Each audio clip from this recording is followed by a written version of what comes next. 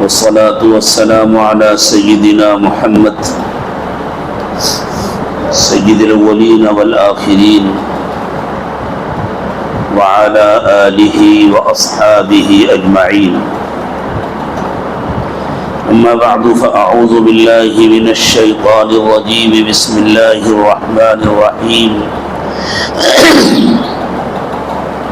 إذا جاءك المنافقون قالوا نشهد إنك لرسول الله والله يعلم إنك لرسوله والله يشهد إن المنافقين لكاذبون. اتخذوا أيمانهم جنة فصدوا عن سبيل الله إنهم ساء ما كانوا يعملون. ذلك بأنهم آمنوا ثم كفروا فطبع على قلوبهم فهم لا يفقهون.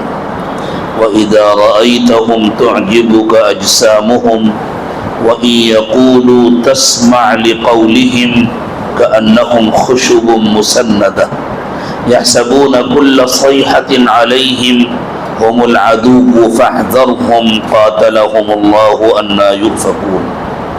سبحان ربك رب العزة عما يصفون وسلام على المرسلين والحمد لله رب العالمين. اللهم صل على سيدنا محمد وعلى آل سيدنا محمد وبارك وسلم. اللهم صل على سيدنا محمد وعلى آل سيدنا محمد وبارك وسلم. اللهم صل على سيدنا محمد وعلى آل سيدنا محمد وبارك وسلم. سورۃ المنافقون قرآن پاک کی نسبتاً چھوٹی صورتوں میں سے ایک جس میں کل 11 آیات کریمہ ہیں. مدینہ طیبہ میں نازل ہوئی ہے ہجرت کے 5 سال کے بعد. ایک خاص واقعہ پیش آیا تھا جس کی طرف اس صورت میں بہت واضح اشارے موجود ہیں اور تقریباً پوری صورت اسی واقعے کے ارد گرد گھومتی. اس واقعے کا تعلق تھا منافقین کے سردار عبداللہ ابن ابی ابن سلول سے، اور چونکہ وہ اکیلا ایک فرد نہیں تھا، اللہ تعالیٰ نے اس صورت میں اس کو کھول کر بیان فرمایا. سب سے پہلے یہ سمجھ لیں کہ منافق کسے کہتے ہیں. لفظ نفاق کے عربی زبان میں اصل میں کیا معنی ہے اور اس لفظ کا مادہ کیا ہے؟ یہ لفظ بنا کس لفظ سے؟ نفق عربی زبان میں سرنگ کو کہتے ہیں. سرنگ میں دونوں طرف سے راستہ ہوتا ہے، ایک طرف سے داخل ہونے کا، ایک طرف سے نکلنے کا. تو سرنگیں تو اب بننی شروع ہوئی. ریگستان میں ایک جانور ہوتا ہے جس کو گوہ کہتے ہیں. تب اس کو عربی گوہ کا بھی تذکرہ آیا. ایک گوہ نے اللہ کے نبی صلی اللہ علیہ وسلم کی نبوت کی گواہی دی تھی، تو اس گوہ سے تعلق، اس حجر سے یعنی اس پتھر سے تعلق جس پتھر نے حضور اکرم صلی اللہ علیہ وسلم کی نبوت کی گواہی دی تھی. یہ شعر ابھی آپ نے سنا ہے. دوسرے جانوروں کے مقابلے میں گوہ میں یہ فرق ہے کہ دوسرے جانور عام طور سے جو بل بناتے ہیں ان کا راستہ ایک ہی ہوتا ہے، اور عربی میں ایسے بل کو جس میں ایک ہی راستے سے داخلہ بھی ہو اور وہیں سے جانور نکلے بھی، اس کو جوہر کہتے ہیں. لیکن گوہ ایسا جانور ہے جو ایسا بل بناتا ہے جس میں دو طرف سے راستے ہوتے ہیں، ایک طرف سے گھسنا اور دور جا کے دوسری طرف سے نکلنا. اس گوہ کے بل کو اصل میں نفق کہتے ہیں. تو ہوتا یہ تھا کہ جب لوگ شکاری لوگ جنگل میں گوہ کو پکڑنے کے لیے دوڑاتے تھے. بڑا بھدا سا موٹا سا جانور ہوتا ہے, بناوٹ اس کی چھپکلی سے ملتی جلتی ہے, لیکن چھپکلی تو بہت چھوٹی ہوتی ہے, وہ بہت موٹا بہت بڑا ہوتا ہے. تو وہ جب بھاگ کر کے بل میں داخل ہوتا تھا تو لوگ بیٹھ جاتے تھے کب تک نہیں نکلے گا, جب نکلے گا تو ماریں گے پکڑیں گے. ادھر بیٹھے رہتے تو وہ دوسری طرف سے نکل جاتا, اور اس کا دوسرا راستہ بہت قریب نہیں بناتا تھا, وہ کہ نظر آ جائے گی, وہ دور بناتا تھا, لمبا بل اندر بناتا تھا. تو جس آدمی کا دوہرا کردار ہوتا ہے, جو اپنے لیے ہمیشہ دو راستے کھلے رکھتا ہے, اس سے بھی دوستی اس سے بھی دوستی, ایمان والوں سے بھی تعلق کافروں سے بھی تعلق, پتہ نہیں کب کس سے کام پڑ جائے, اس کو عربی میں منافق کہتے ہیں. اللہ تعالیٰ ایسے دوہرے کردار سے ہم سب کی حفاظت فرمائے. کسی شریف آدمی کا کردار دوہرا نہیں ہوتا, وہ جو بات کہتا ہے کھری کہتا ہے, سچی کہتا ہے, کسی کو اچھی لگے کسی کو بری لگے, کسی کو اس سے اتفاق ہو کسی کو اس سے اختلاف ہو. حتیٰ کہ ایک ایسا شخص جس کو دین و ایمان کا یقین نہیں ہے, جس کا دین و ایمان سے تعلق نہیں ہے, لیکن اگر مزاج میں اس کے پستی نہیں ہے تو وہ اپنے کفر کا کھلم کھلا اظہار کرتا ہے کہ میں فلاں بات کو نہیں مانتا. لیکن یہ منافق اس کا دوہرا کردار. یہ لفظ منافق اسی گوہ کے بل سے نفق سے بنا ہے. جس طرح وہ گوہ اپنا بل بناتا ہے تو اس میں دو راستے رکھتا ہے, ادھر سے گھسے ادھر سے نکل جائے, ادھر سے گھسے ادھر سے نکل جائے, اور اس طرح وہ لوگوں کو دھوکہ دیتا ہے. وہ جانور بالکل اسی طرح منافق بھی لوگوں کو دھوکہ دیتا ہے. یہاں کچھ بات کرتا ہے وہاں کچھ بات کرتا ہے, کہیں کوئی بات کرتا ہے کہیں کوئی بات کرتا ہے. مدینے کے جو منافقین تھے ان کی تاریخ کو بھی ذرا سمجھ لیجیے. مجھے بہت تفصیلی گفتگو نہیں کرنی, میں آیات پر بہت مختصر سی گفتگو کروں گا. گفتگو ایسی کی جائے گی جس کا تعلق ہماری اپنی زندگیوں سے, تاکہ ہماری اپنی زندگیاں بدلیں, ہماری کمیاں کوتاہیاں دور ہوں. خالص علمی گفتگو کی جائے تو شاید اس صورت پر گفتگو کرنے میں پوری رات نہیں تو آدھی رات تو چاہیے, لیکن یہ کوئی درسگاہ نہیں ہے جہاں خالص علمی گفتگو کی جائے. یہ تو خانقاہ کی مجلس ہے, ہم اللہ کے گھر میں بیٹھے ہیں اپنی اصلاح کے لیے. تو خانقاہی مجلسوں میں جو بھی بات ہوتی ہے وہ اصلاح کے لیے ہوتی ہے. ہماری زندگیاں بدلیں, ہمارے دل بدلیں, ہمارے حالات بدلیں, ہماری بدعمالیاں ختم ہوں, ہمارے اعمال اچھے ہوں, ہماری نیتیں ٹھیک ہوں, اور ہماری دنیا بھی بنے اور آخرت بھی بنے. ہم دنیا میں ایک شریف انسان بنے, کامل مومن بن کر کے جئیں, اور جب آخرت میں اٹھیں تو آخرت کی رسوائی سے ذلت سے ہم بچیں, اور اللہ ہم سے راضی ہو, ہم بھی کامیاب ہوں. لیکن تھوڑا سا پس منظر سمجھ لیجیے. مدینہ طیبہ میں جو اصل بستی تھی جس کا نام بعد میں مدینہ پڑا, جس کو پہلے یثرب کہتے تھے, وہاں مشرکین کے دو بڑے گھرانے آباد تھے. قریب قریب میں کچھ یہودی بھی آباد تھے, بنو نذیر تھے, بنو قینقاع تھے. ان کی آبادیاں تھوڑا سا ہٹ کر کے تھی, بہت دور بھی نہیں. ایسے سمجھ لیجیے جیسے آپ کے کانپور سے جاجمو تھا, تقریباً متصل ہو گیا, ورنہ پہلے تھوڑا سا الگ ہوا کرتا تھا. بہت دور بھی نہیں تھا لیکن بالکل ٹچ بھی نہیں تھا. بالکل اسی طرح ایک طرف بنو نذیر کی آبادی تھی ذرا الگ, ایک طرف بنو قینقاع کی آبادی تھی ذرا الگ. یہ یہودی قبیلے تھے, لیکن جو درمیان میں اصل مشرکین کی آبادی تھی جو عرب تھے, وہ دو بڑے گھرانوں میں بٹے ہوئے تھے, ایک اوس ایک خزرج. انہی خاندانوں کے کچھ لوگ قبا میں بھی آباد تھے. یہ دونوں گھرانے اوپر جا کر ایک ہو جاتے تھے. ایک دادا کی اولاد تھے, دادا سے مراد ذرا اوپر. ایک باپ کے دو بیٹے تھے, ایک کا نام تھا اوس ایک کا نام تھا خزرج. ایک کی اولاد پھیلی تو وہ سب اوس کہے گئے, پورا قبیلہ بن گیا اوس کے نام کا. ایک دوسرا پورا قبیلہ بن گیا خزرج کے نام. حضور اکرم صلی اللہ علیہ وسلم کی تشریف آوری سے پہلے دنیا میں خاص طور سے عربوں میں بڑی جہالت تھی. اس جہالت کے نتیجے میں اوس و خزرج کی آپس میں بنتی نہیں تھی, نام پوچھی رہتی تھی, نہ یہ ان سے دبتے تھے نہ یہ ان سے دبتے تھے. اور ان دونوں قبیلوں کو یہودی لڑاتے تھے. یہودیوں کا ہمیشہ سے پیشہ تھا پیچھے سے حملہ کرنا, سازشیں کرنا, لوگوں کو سود پر قرضے دینا. اس زمانے میں بھی دیتے تھے, اور جنگیں کرانا تاکہ ان کا اسلحہ بکے. تو یہودی ان کو لڑاتے تھے. تھوڑی سی اگر جنگ کی آگ ٹھنڈی ہو جاتی تھی تو کوئی نہ کوئی مسئلہ پیدا کرتے تھے, بھڑکاتے تھے. کبھی کہتے تھے ارے تم دیکھو ہم تمہارے ساتھ ہیں.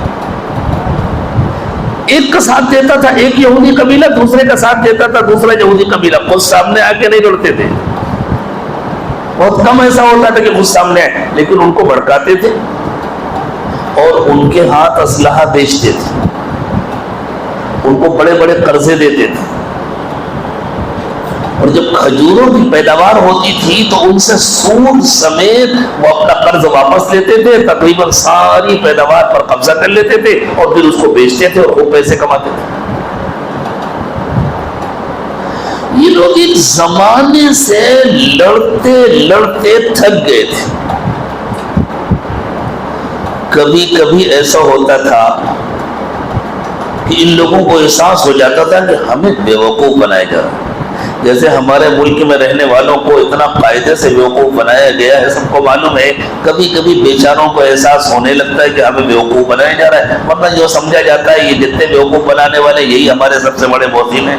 فلاں جی فلاں جی فلاں جی نام نہ کہلوائیے ہم سے. تو یہی حال یہودیوں کا تھا, وہ ان کو بیوقوف بناتے تھے, لڑاتے تھے. کبھی کبھی ان کو احساس ہو جاتا تھا کہ یہ ہمیں بیوقوف بنا رہا ہے, تو جب ان کو آنکھیں دکھاتے تھے کہ اچھا ہم تمہاری حرکتیں سمجھ رہے ہیں, ہم جان رہے ہیں تم کیا کر رہے ہو. اور یہودی جب ڈرتے تھے کہیں یہ ہم پر نہ چڑھ دوڑیں, وہ کاروبار کر سکتے تھے, اسلحہ بیچ سکتے تھے, وہ کسی کا مقابلہ نہیں کر سکتے تھے. ان میں اتنا دم خم نہیں تھا, اور خاص طور سے عربوں کا, عرب بڑے بہادر تھے. تو بتائیں ایسے موقع پر یہودی کیا دیتے تھے, وہی جو اس زمانے میں مسلمان کہتے ہیں ہاں ٹھیک ہے کچھ دنوں میں حضرت مہدی آنے والے ہیں, پھر ہم سب کو دیکھ لیں گے. پتہ نہیں ارے حضرت مہدی کے آنے سے اس شخص کا کیا فائدہ ہوگا جو اللہ کا کہنا نہیں مانتا, اس شخص کا کیا بھلا ہوگا جو نبی صلی اللہ علیہ وسلم کی سنت پر عمل نہیں کرتا. بالکل اسی طرح یہودی ان لوگوں کو دھمکی دیتے تھے اب زیادہ وقت نہیں رہ گیا, اللہ کے آخری نبی آنے والے, تب ہم تمہیں دیکھ لیں گے. ہمیں پتہ ہے جب وہ آئیں گے نا انہی کا غلبہ ہوگا, انہی کی جیت ہوگی. بس تم لوگ ٹھیک ہے, ابھی ہم کمزور ہیں, ابھی ہم مظلوم ہیں, تم ہم کو آنکھیں دکھاتے ہو, تم ہم کو دھمکیاں دیتے ہو, بس انتظار ہے ہمیں اللہ کے آخری نبی کو آنے دو اور یہی آئیں گے. بس یہ اسی لیے تھے یہودی وہاں, یہی آئیں گے اللہ کے آخری نبی صلی اللہ علیہ وسلم. یہ بیچارے ڈر جاتے تھے کہ بھائی کون سا آئٹم بم آنے والا ہے. یہ تو ان پڑھ لوگ تھے, لیکن سوچتے تھے اللہ کے آخری نبی آئیں گے تو کیا ہوگا, کیا پتہ نہیں ہم زندہ رہیں گے یا نہیں, پتہ نہیں ہم بچیں گے یا نہیں بچیں گے. یہ یہودی ہم کو ان کا نام لے لے کر کے ایسی ایسی دھمکیاں دیتے ہیں. یہ آپس میں لڑتے لڑتے جب تھک گئے بالکل, اور بے حساب خون بہہ گیا, بے حساب جوانوں کی جانیں چلی گئیں, بے حساب عورتیں بیوہ ہو گئیں, تو آخر ان لوگوں نے طے کیا بھائی کب تک لڑتے رہیں گے, ہیں تو ہم لوگ ایک ہی دادا کی اولاد. ایسا کرتے ہیں دونوں مل کر کے ایک متفقہ حکومت بنا لیتے ہیں, ایک بادشاہ مقرر کر لیتے ہیں, سب لوگ اسی کا کہنا مانا کریں گے, لڑائی جھگڑا بند کر. تقریباً طے ہو گیا. اور خزرج قبیلے کا سردار تھا عبداللہ ابن ابی ابن سلول. وہ بہت بڑا تھا, دولت مند بھی تھا، سمجھدار بھی تھا، جہادیدہ تھا، تجربے کار تھا، سب اس کو اپنا بڑا مانتے تھے۔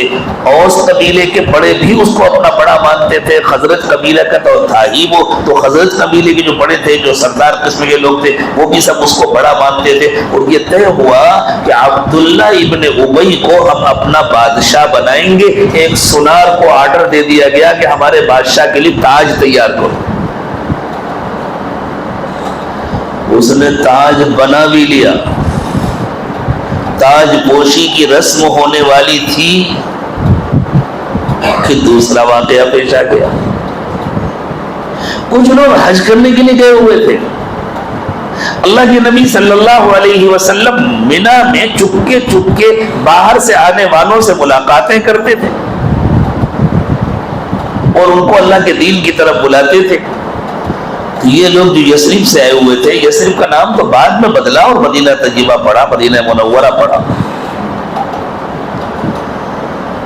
ان لوگوں سے ملاقات کی اللہ کے نبی صلی اللہ علیہ وسلم نے، اور جیسے ہی ملاقات کے بعد یہ بتلایا کہ میں اللہ کا آخری نبی ہوں، ایک دم سے ان لوگوں کی آنکھوں میں چمک آ گئی۔ انہوں نے ایک دوسرے کو دیکھا، یہ تھوڑے سے لوگ تھے، انہوں نے خیال ہوا، انہوں نے آپس میں مشورہ کیا، بھائی انہی کا تو نام لے لے کر کے یہودی ہمیں ڈرایا کرتے تھے، کیوں نہ ہم یہودیوں سے پہلے ان سے وابستہ ہو جائیں، ان کا کلمہ پڑھ لیں، اور ان سب نے کلمہ پڑھ لیا۔ اللہ تعالیٰ کے یہاں کچھ اور مقدر تھا۔ اور کلمہ پڑھنے کے بعد ان حضرات نے درخواست کی کہ اللہ کے نبی صلی اللہ علیہ وسلم کوئی آدمی بھیج دیجئے، کوئی استاذ دے دیجئے ہمیں۔ حضور اکرم صلی اللہ علیہ وسلم نے ایک صحابی کو بھیج دیا، اور ان کی دعوت سے شروع میں کہا یہ 10-12 لوگ تھے، اور ان کی محنت سے مدینے کے تقریباً اوس و خزرج کے ہر گھر میں دھیرے دھیرے دھیرے دھیرے اسلام داخل ہونے لگا۔ کہیں شوہر نے اسلام قبول کر لیا، کہیں بیوی نے اسلام قبول کر لیا، کہیں ایک بھائی نے کر لیا، کہیں دوسرے بھائی نے کر لیا۔ آج یہ آ رہا ہے، آج یہ آ رہا ہے، آج یہ آ رہا ہے۔ بڑی تیزی کے ساتھ اسلام پھیلنا شروع ہوا، اور اگلے سال وہاں سے ایک بڑا وفد آیا، اور اس نے چھپ کر کے نبی اکرم صلی اللہ علیہ وسلم کے ہاتھوں پر بیعت کی، کلمہ پڑھا، اور ان لوگوں نے اللہ کے نبی صلی اللہ علیہ وسلم کو اپنے شہر آنے کی دعوت دی۔ کھیل تو سارا بگڑ گیا عبداللہ ابن ابی کا، اس کی بادشاہت رہ گئی، اس کا تاج دھرا رہ گیا۔ ایک انصاری صحابی تھے، اگلے سال جو وفد آیا اس میں شامل تھے، ان کا نام حضرت عباس تھا۔ یہ حضور کے چچا حضرت عباس نہیں، ایک انصاری صحابی تھے حضرت عباس۔ انہوں نے ساتھیوں سے کہا کہ ابھی رک جاؤ، ابھی حضور کو اپنے شہر نہ بلاؤ، پہلے ہم لوگ یہ کوشش کریں کہ عبداللہ ابن ابی بھی کلمہ پڑھ لیں، اور وہ خود آ کر رسول اکرم صلی اللہ علیہ وسلم کو دعوت دے۔ اس لیے انہیں یہ خیال تھا کہ پتہ نہیں وہ کتنا فتنہ برپا کرے گا، کیا کرے گا، اسے تکلیف ہوگی۔ یہ جو نوجوان تھے انہوں نے کہا دیکھیں گے جو ہوگا۔ جب ہمیں اطمینان ہو گیا کہ اللہ کے نبی ہیں، اللہ کے رسول ہیں، ہم کلمہ پڑھ چکے، بس ہم بلائیں گے اپنے یہاں اور ہم جانیں قربان کر دیں گے، سارے خطرات سے ہم نمٹ لیں گے، حضور آپ تشریف لائیں۔ یہ بات انہوں نے حضور کے سامنے نہیں کی تھی، یہ بات انہوں نے آپس میں کہی تھی، لیکن جب دیکھا سب کی رائے تو وہ بھی خاموش ہو گئے۔ ٹھیک ہے، اللہ کے نبی صلی اللہ علیہ وسلم نے بھی فرمایا ٹھیک ہے، میں بھی انتظار کروں گا، جیسے ہی اللہ کا حکم ہو جائے گا میں آ جاؤں گا تمہارے شہر۔ تقریباً دونوں گھرانوں کے، دونوں قبیلوں کی اکثریت نے اسلام قبول کر لیا۔ یہ جو بڑے بڑے لوگ تھے، کچھ جن کا بہت اٹھنا بیٹھنا تھا عبداللہ ابن ابی کے ساتھ، اور جن کی دوستی تھی اس کے ساتھ، اور جن کو یہ اطمینان تھا کہ اگر یہ بات، جن کو یہ امید تھی کہ یہ بادشاہ بنے گا تو اپنے کیبنٹ میں ہمیں بھی شامل کرے گا، اپنے درباریوں میں ہمیں بھی شامل کرے گا، ان سب کو بڑی تکلیف ہوئی کہ یہ تو سارا کھیل بگڑ گیا۔ اور ان کی اچھی خاصی تعداد تھی مدینے میں،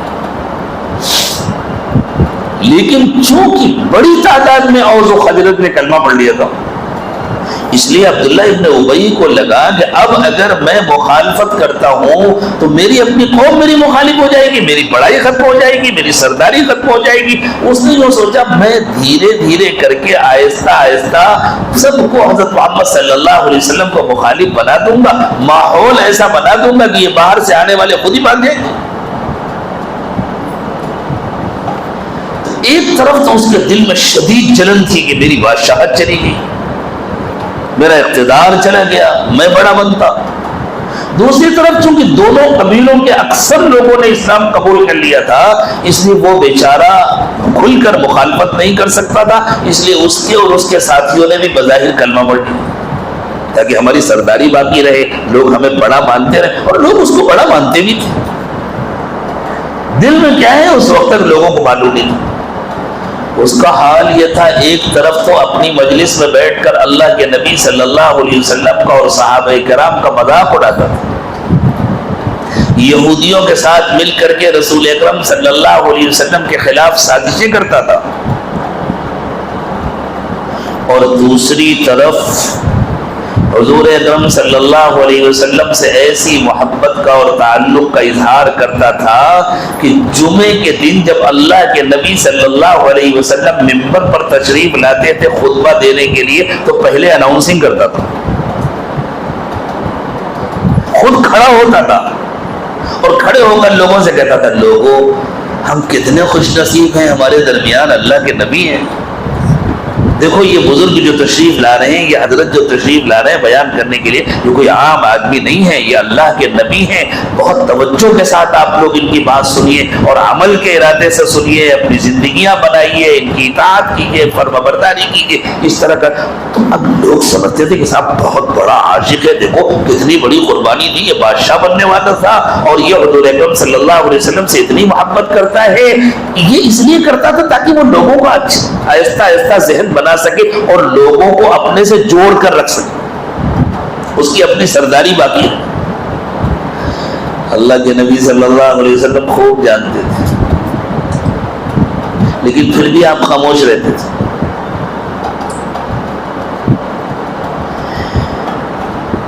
بدر کے معرکے کے بعد جس یہودی خاندان نے، بنو قینقاع نے حضور اکرم صلی اللہ علیہ وسلم سے بدعہدی کی تھی، جب اللہ کے نبی صلی اللہ علیہ وسلم نے اس خاندان کو سزا دینے کا ارادہ کیا تو یہ رکاوٹ بنا، اور پھر احد کے موقع پر جب کفار 3000 کی تعداد میں آئے تھے اور اللہ کے نبی صلی اللہ علیہ وسلم کے ساتھ کفار سے مقابلہ کرنے کے لیے 1000 کی جماعت تھی، ٹھیک ہے بدر کے مقابلے میں تو تعداد بہت بڑی ہو گئی تھی کہ بدر میں کل 313 گئے تھے، تھوڑے سے اور مدینے میں رہ گئے تھے، اور احد میں 1000 ہو گئے تھے، لیکن مقابلہ بھی 3000 سے تھا۔ اس موقع پر اس شخص نے جان بوجھ کر کے اپنے ساتھیوں کو لے کر کے میدان چھوڑ دیا تھا جنگ سے پہلے، یہ کہہ کر میری بات نہیں مانی گئی، میرا کہنا نہیں مانا گیا، میں کہہ رہا تھا شہر کے اندر رہ کر کے مقابلہ کیا جائے، باہر نکل کر مقابلہ ہوگا، یہ خطرے کی بات ہے، ہم اپنی جان نہیں گنوائیں گے، اور یہ کہہ کر کے ان 1000 میں سے وہ اپنے 300 ساتھیوں کو لے کر کے واپس آ گیا تھا مدینہ، سمجھا بجھا کر کے۔ کچھ اس میں پکے منافق تھے، کچھ بیچارے وقتی طور پر اس کی باتوں میں آگے ہوں گے۔ 300 افراد، آپ سوچئے 3000 کا مقابلہ تھا، 1000 پہلے سے بھی 1/3 تھے، اور اس 1/3 میں سے بھی تقریباً 1/3 کو لے کر کے چلایا تھا، اتنی بڑی طاقت تھی اس کے ساتھ۔ اللہ کے نبی صلی اللہ علیہ وسلم اس بات کا انتظار کر رہے تھے کہ دھیرے دھیرے اس کا نفاق اتنا کھل جائے کہ جو بیچارے سیدھے سادھے مسلمان اس کے چکر میں لگے ہوئے ہیں ان کی آنکھیں کھل جائیں اور وہ خود اس سے الگ ہو جائیں۔ کبھی کبھی ذہن میں آتا ہوگا نا، ظالموں کو اتنی چھوٹ کیوں دی جاتی ہے؟ اس لیے کہ ظالم یہ اعلان تھوڑی کرتے ہیں کہ ہم ظالم ہیں، جھوٹے یہ کہتے تھوڑی ہیں کہ ہم جھوٹے ہیں، وہ تو کہتے ہیں ہم سچے ہیں۔ برے دنوں کے علمبردار اچھے دنوں کا نعرہ لگاتے ہیں، تو پھر اللہ تعالیٰ ان کو اتنا موقع دیتے ہیں کہ جو لوگ ان سے دھوکہ کھائے، جو بیچارے سیدھے ہیں، نیک ہیں، جو ان کی سازش میں شریک نہیں ہے لیکن ان سے دھوکہ کھائے، ان کی آنکھیں کھل جائیں، ان کو خود حقیقت سمجھ میں آ جائے۔ تو اللہ کے نبی صلی اللہ علیہ وسلم اللہ تعالیٰ کی منشا کے مطابق بس ڈال دیتے تھے، نظر انداز کرتے تھے۔ جنگ احد کے بعد جب پہلا جمعہ آیا اور اللہ کے رسول صلی اللہ علیہ وسلم خطبہ دینے کے لیے تشریف لائے تو بگڑا ہو گیا۔ اچھا یہ حرکتیں کرتا تھا لیکن یہ نہیں کہتا تھا کہ میں سب کچھ اس لیے کر رہا ہوں کہ مجھے حضور سے دشمنی ہے یا مسلمانوں سے دشمنی، کوئی نہ کوئی تعبیر، کوئی ایسا ہو گیا اس لیے مجھے یہ کرنا پڑا، سب میرا کہنا نہیں مانا گیا، یہ تو بڑی خطرے کی بات تھی، باہر نکل کر کے جنگ کرنے میں بڑا خطرہ تھا، اگر میرا کہنا مانا جاتا تو میں بالکل ساتھ دیتا، کوئی نہ کوئی تعبیر تھا کہ لوگوں کو بیوقوف بنا۔ سمجھیں حالات ہمیشہ دنیا میں گھوم پھر کر کے ویسے ہی ہوتے ہیں، کسی کی روشنی میں سمجھے آج بھی بیوقوف بنانے والے کیسے کیسے بیوقوف بناتے ہیں اور ہر بات کی کوئی نہ کوئی تعویل کی جاتی۔ تو جب جمعے کا دن آیا اور یہ پھر اٹھا اعلان کرنے کے لیے، باقاعدہ نظامت فرمانے کے لیے، جب یہ تشریف لانے لگے تو انصار میں سے بعض لوگوں نے کہا تم بیٹھ جاؤ، ہم سمجھ چکے ہیں تم کو، بیٹھ جاؤ، تم اس قابل نہیں ہو کہ حضور کے سلسلے میں کوئی اعلان کرو۔ پہلی مرتبہ مدینے میں اس کی اپنی قوم نے اس کو ذلیل کیا، اس کے اپنے لوگوں نے ذلیل کیا، وہ مارے غصے کے بڑے بڑے ڈگ بھرتا ہوا لوگوں کے کاندھوں میں سے گویا اوپر سے گزرتا ہوا تیزی کے ساتھ، جیسے کوئی بڑا ہوتا ہے نا اوپر بڑے بڑے پیر رکھ مسجد سے باہر چلا گیا، کیا ہو گیا، میری بے عزتی کی جا رہی ہے، میرے خاندان کے لوگ میری بے عزتی کر چلا گیا۔ بعد میں لوگوں نے جا کر کے کہا کہ میاں چل کر کے اللہ کے نبی صلی اللہ علیہ وسلم سے معافی مانگو، اپنی ان حرکتوں سے توبہ کرو۔ تو وہ بڑا ناراض ہوا، اس نے کہا میں کیوں جا کے معافی مانگوں گا، میں نے کیا کیا ہے، تم لوگ غلطی کرتے ہو اور کمال کرتے ہو، تم لوگ چاہتے کیا ہو، آخر تم ان کو بلا کر کے لے آئے، تم نے کہا ان کا کلمہ پڑھو، پڑھ لیا، تم نے کہا نماز پڑھو، پڑھ لیا، نماز پڑھتا تھا، تم نے کہا زکات دو، زکات دے دی، اب کیا تم ان کا سجدہ کرانا چاہتے ہو، اب تو صحیح نہیں ہوگا۔ یعنی پھر بھی انکار نہیں کیا کہ میں نہیں مانتا کہ وہ اللہ کے رسول، میں نماز پڑھوں گا، روزہ رکھوں گا، حج کروں گا، زکات دوں گا، سب کچھ کروں گا، لیکن اب کیا تم سجدہ کرا رہے تھے، کوئی کسی کا سجدہ کیوں کرانا چاہے گا؟ وہ ایسی باتیں کرتا تھا کہ لوگوں کے دل میں اتر جائے۔ یہ چکر چلتا رہا، ایک خاص واقعہ پیش آیا، ان لوگوں کی جلن بڑھتی جا رہی تھی، ان کے دل میں نفرت بڑھتی جا رہی تھی، جیسے جیسے اسلام کی قوت بڑھ رہی تھی، جیسے جیسے حضرت محمد صلی اللہ علیہ وسلم کی طاقت بڑھتی جا رہی تھی، اور جیسے جیسے عرب کے مختلف قبیلے مغلوب ہوتے جا رہے تھے یا اطاعت قبول کرتے جا رہے تھے، اور دھیرے دھیرے اللہ کے نبی صلی اللہ علیہ وسلم کی طاقت بڑھ رہی تھی، تو ان کی تو دل کی جلن اور بڑھتی جا رہی تھی، یہ کیا مصیبت ہے، اب تو ہمیں کبھی حکومت مل ہی نہیں سکتی، اور سخت جلن تھی کہ ان کے آنے کی وجہ سے میری بادشاہت کھٹائی میں پڑ گئی۔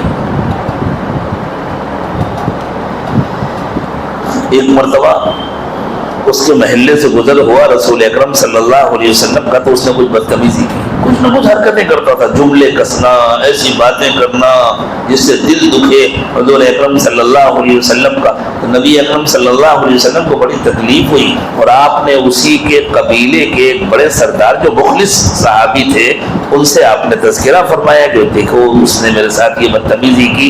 تو انہوں نے عرض کیا کہ حضور آپ اسے نظر انداز کر دیں، ہم لوگ اسے بادشاہ بنانے والے تھے، اس کا تاج تیار ہو گیا تھا، پھر آپ کو اللہ تعالیٰ نے بھیج دیا، ہمیں ہدایت مل گئی، ہمیں ایمان مل گیا، اور اس بیچارے کی بادشاہت کھٹائی میں پڑ گئی، اس لیے اس کو جلن ہوتی ہے، آپ اس کو چھوڑ دیں، اس کو نظر انداز کر دیں۔ تو اللہ کے نبی صلی اللہ علیہ وسلم نے بھی نظر انداز کر دیا۔ ایک واقعہ پیش آیا غزوہ مریسیہ، اس موقع پر ایک خاص واقعہ پیش آیا۔ ایک سرکش قبیلہ تھا جس کو جا کر شکست دی رسول اکرم صلی اللہ علیہ وسلم نے، اور وہاں سے واپس آتے ہوئے ایک مقام پر لشکر نے قیام کیا، قریب میں ایک کنواں تھا جہاں سے پانی بھرنا تھا۔ تو حضرت عمر رضی اللہ تعالی عنہ کے خادم تھے جو حضرت عمر کے گھوڑے کی دیکھ بھال کرتے تھے، وہ پانی بھرنے کے لیے گئے، دوسری طرف ایک صاحب اور آئے پانی بھرنے کے لیے جو کسی ایسے قبیلے سے تعلق رکھتے تھے جن کا انصار مدینہ کے ساتھ تعلق تھا. دونوں طرف وہ کام کرنے والے لوگ تھے. پانی بھرنے کے سلسلے میں کسی بات پہ جھگڑا ہو گیا, پہلے میں بھروں پہلے تم بھرو, ہو جاتا ہے کبھی کبھی, ضرورت ہوتی ہے, تکان ہوتا ہے, اور جب زیادہ تکان ہوتا ہے تو جلدی غصہ بھی آ جاتا ہے. آگے آ جائے تو بہتر ہوتا ہے, پیچھے والے جگہ آ جائے, تھوڑا سا آگے آ جائے جلدی سے, تاکہ پیچھے کوئی جگہ خالی ہو جائے اور گفتگو کا سلسلہ بھی جاری رہے.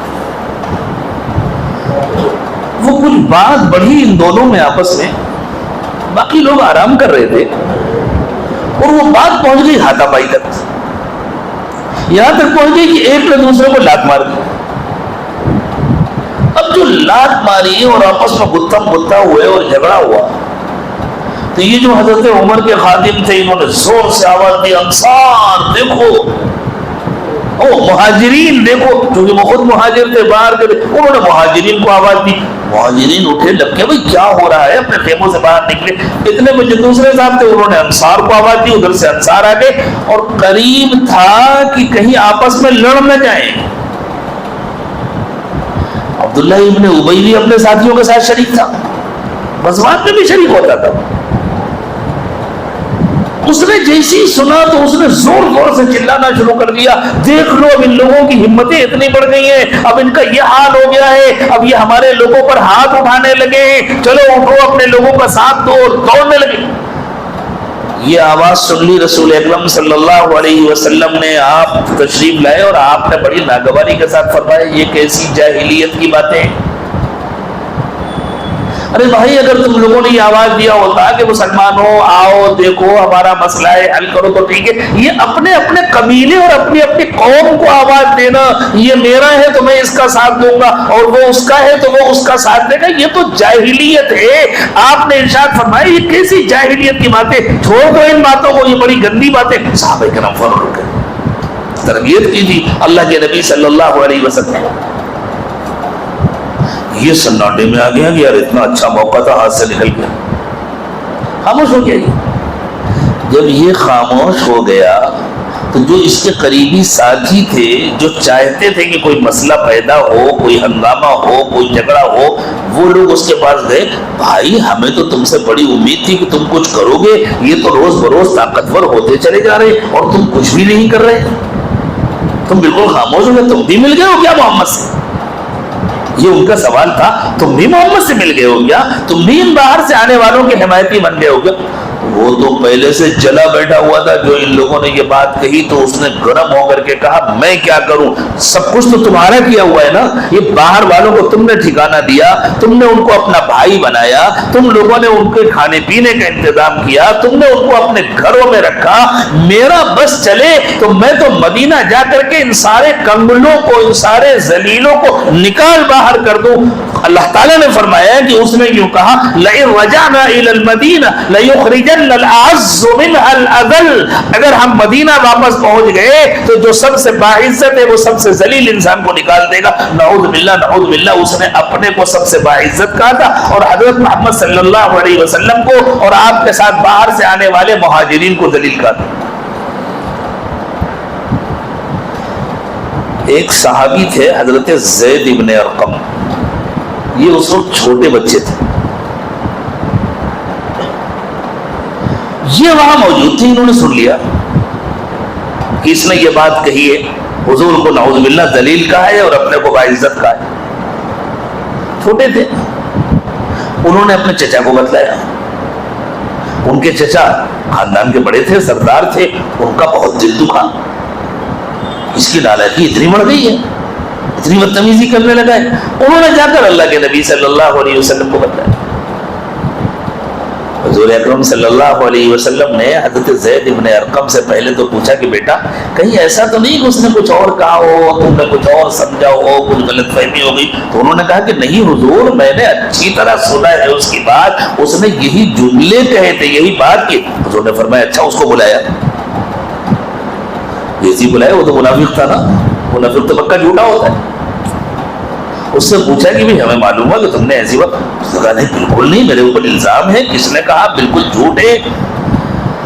اب حضرت زید ابن ارقم بالکل خاموش. ان کے چچا نے بھی ڈانٹا کہ تمہارے کو سمجھ میں نہیں آتا, کچھ بھی کہہ دیتے. اور دوسرے جو قبیلوں کے سردار تھے انہوں نے کہا حضور یہ ایک معزز آدمی ہے, بزرگ ہے, کہاں آپ ایک بچے کی بات مان رہے, اس کے مقابلے میں وہ انکار کر رہا ہے, تو بالکل نہیں کہا ہوگا. یہ بچہ کیا پتا کیا سنا کیا کہا, یا سچ بول رہا ہے یا جھوٹ بول رہا ہے.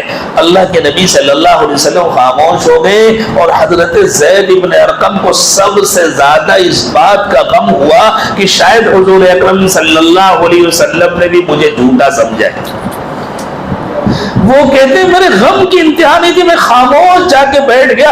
اب میں کیا منہ دکھاؤں گا کبھی اپنے آقا حضرت محمد صلی اللہ علیہ وسلم کو. آپ نے بھی یہ سمجھا ہے کہ میں جھوٹ بولا. اللہ نے پورا واقعہ ذکر فرما دیا. مدینہ پہنچتے پہنچتے یہ سورت نازل ہو گئی. وہاں تو اللہ کے نبی صلی اللہ علیہ وسلم نے یہ کیا کہ فوراً حکم دیا لشکر روانہ ہو جائے. اور اتنی تیز سفر کرایا, اتنی تیز سفر کرایا, 30 گھنٹے مسلسل سفر کرایا. سب تھک کے چور ہو گئے.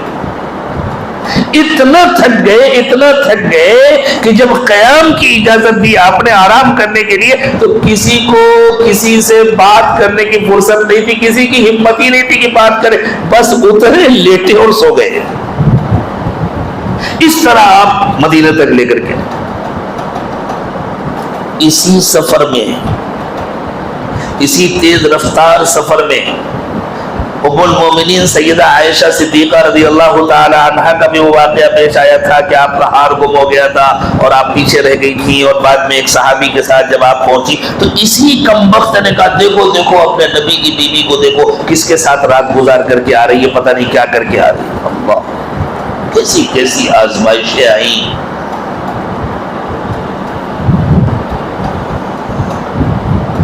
اللہ تعالیٰ نے یہ آیات نازل فرما دی. جب یہ آیات کریمہ نازل ہوئیں, یقولون لئن رجعنا الى المدینہ لیخرجن الاعز منها الاذل, ان لوگوں کا حال یہ ہے, کہتے ہیں کہ ہم مدینہ پہنچیں گے تو جو باعزت ہے وہ ذلیل کو نکال دے گا. تو رسول اکرم صلی اللہ علیہ وسلم نے حضرت زید ابن ارقم کا کان پکڑا اور فرمایا بچے کا کان سچا تھا, بچے کا کان سچا تھا, عبداللہ ابن ابی جھوٹا تھا. ان کو اطمینان ہوا کہ میری صفائی تو اللہ تعالیٰ نے دے دی. حضور اکرم صلی اللہ علیہ وسلم کا دل مطمئن ہو گیا.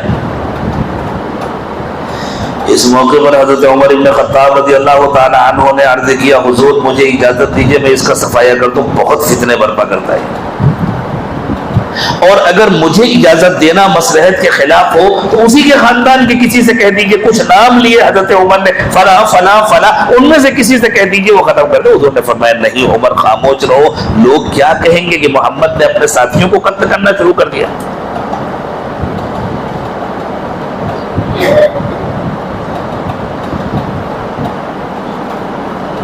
پتہ ہے پھر کیا ہوا, اللہ تعالیٰ کیسے انتظام کرتے ہیں. یہ عبداللہ ابن ابی کا کے بیٹے تھے, ان کا نام بھی عبداللہ تھا, عبداللہ ابن عبداللہ. عربوں میں ایسا ہوتا تھا, باپ کا نام بھی عبداللہ, بیٹے کا نام بھی عبداللہ, دادا کا نام بھی عبداللہ, عبداللہ ابن عبداللہ ابن عبداللہ. بعض ایسے محدث ہیں محمد ابن محمد ابن محمد, باپ دادا کا نام بھی محمد, بیٹے کا نام بھی محمد. یہ بیماری اس زمانے کی, نیا نام چاہیے, اور نئے نام کے چکر میں ایسے ایسے تماشے ہوتے ہیں کہ اللہ کی پناہ. کم از کم یہاں جتنے لوگ موجود ہیں وہ تو اپنے ارادے درست کر لیں, اپنے بچوں کا نیا نام نہیں رکھیں گے, اچھا نام رکھیں گے. کوئی بھی نیا نام نہیں رکھیں گے, اچھا نام رکھیں گے. بعض لوگوں کو نئے نام کا بہت شوق ہوتا ہے. ایک مرتبہ ایک صاحب میرے پاس آئے, کوئی نام بتائیے, نام بتائیے. نہیں کوئی نیا نام بتائیے, میں چاہتا ہوں میرے بچے کا ایسا نام ہو اور کہیں نہ ہو, کسی کا نہ ہو. میں نے کہا بھائی اور قرآن سے بتلائیے. تو میں نے کہا قرآن میں ایک نام ہے شاید آج تک کسی نے نہیں رکھا ہوگا, تم رکھ لو. انہوں نے بتلا دیجیے کیا ہے, میں شیطان. قرآن میں ہے اور کسی نے نہیں رکھا ہوگا, اپنے بچے کا بالکل نیا ہے, تم رکھ لو, بالکل تمہارا بچہ منفرد. تو وہ کہنے کہ کمال ہے آپ مذاق کر رہے ہیں. میں مذاق نہیں کر رہے, تمہاری عقل کا ماتم کرنے کا دل چاہتا ہے. تو نئے نام مت تلاش کرو، اچھے نام تلاش کرو. اچھے نام ہوتے ہیں نا، ان کے پیچھے جو تاریخ ہوتی ہے، ان کے پیچھے جو کردار ہوتا ہے، اس کا بچے کی شخصیت پر اثر پڑتا ہے. تو اس کا نام تھا عبداللہ ابن ابی. اس کے بیٹے کا نام بھی عبداللہ تھا، اور وہ بیٹے مخلص صحابی تھے، مخلص مومن تھے. ان کو بھی بڑا غصہ تھا کہ میرے باپ نے حضور کے شان میں یہ گستاخی کی. جیسے ہی مدینے کے پاس پہنچے، بیٹا تلوار کھینچ کر باپ کے سامنے کھڑا ہو گیا، خبردار آگے مت. وہ چلانے لگا، کیا ہو گیا ہے؟ محمد نے ہمارے بچوں کو اتنا بگاڑ دیا ہے. بچے باپ کے مقابلے میں کھڑے ہوئے ہیں. دیکھو لوگوں کیا کر دیا ہے، کس کو تم لے کر کے آگے. اس نے کہا ابا جو چاہو کہو، اقرار کرو تم ذلیل ہو، وہ باعزت ہیں. تم ہو ذلیل، تم نے حضور کو ذلیل کہا ہے، تم ذلیل ہو. اور اجازت ہوتی تو ابھی تمہارا صفایا کر دیتا. جب تک حضور اجازت نہیں دیں گے اس وقت تک تمہیں مدینے میں داخل نہیں ہونے دوں گا. مدینہ تمہارا نہیں ہے، میرے آقا حضرت محمد صلی اللہ علیہ وسلم کا ہے. کمال ہے یہ انصار کا، اوس و خزرج کا، جو بعد میں انصار کہے گئے. انہوں نے گویا اپنا شہر حضور کے حوالے کر دیا تھا، شہر کا نام ختم کر دیا، شہر کی پہچان ختم کر دی. اور انہوں نے جو کہا نہیں اب یہ ہمارا شہر نہیں ہے حضور، یہ آپ کا شہر ہے. اب آپ ہمارے مہمان نہیں، ہم اس شہر میں آپ کے مہمان بن کر رہیں گے. مدینہ کسی شہر کا نام تھوڑی، مدینے کے معنی ہے شہر. انہوں نے کوئی نام نہیں رکھا، ہمارے شہر کا کوئی نام نہیں ہوگا، ہمارے شہر کا نام ہوگا مدینۃ الرسول. مدینۃ الرسول کے معنی ہے اللہ کے رسول کا شہر. یہ جو المدینہ کہا جاتا ہے، المدینۃ المنورہ، یہ الف لام عوض کا ہے. مدینۃ الرسول نام چونکہ بڑا ہو جاتا ہے، مدینہ مضاف ہے اور رسول مضاف الیہ ہے. عربوں کا ایک طریقہ یہ بھی ہوتا ہے کہ کبھی کبھی مضاف الیہ کو حذف کر کے مضاف پر الف لام داخل کر دیتے ہیں، اور وہ لام عوض کہا جاتا ہے نحویین کے یہاں، تاکہ اس کو بولنے سے پوری بات ذہن میں آ جائے. تو المدینہ کے معنی ہے مدینۃ الرسول. مدینۃ النبی کہیں، مدینۃ الرسول کہیں. اور اس کو انہوں نے المدینۃ المنورہ کہنا شروع کیا کہ ہمارے شہر میں اندھیرا تھا، حضور اکرم صلی اللہ علیہ وسلم کی تشریف آوری سے ہمارے شہر میں روشنی ہوئی، ہمارے دل روشن ہوئے، ہمارے گھر روشن ہوئے، ہمارا شہر روشن ہوا.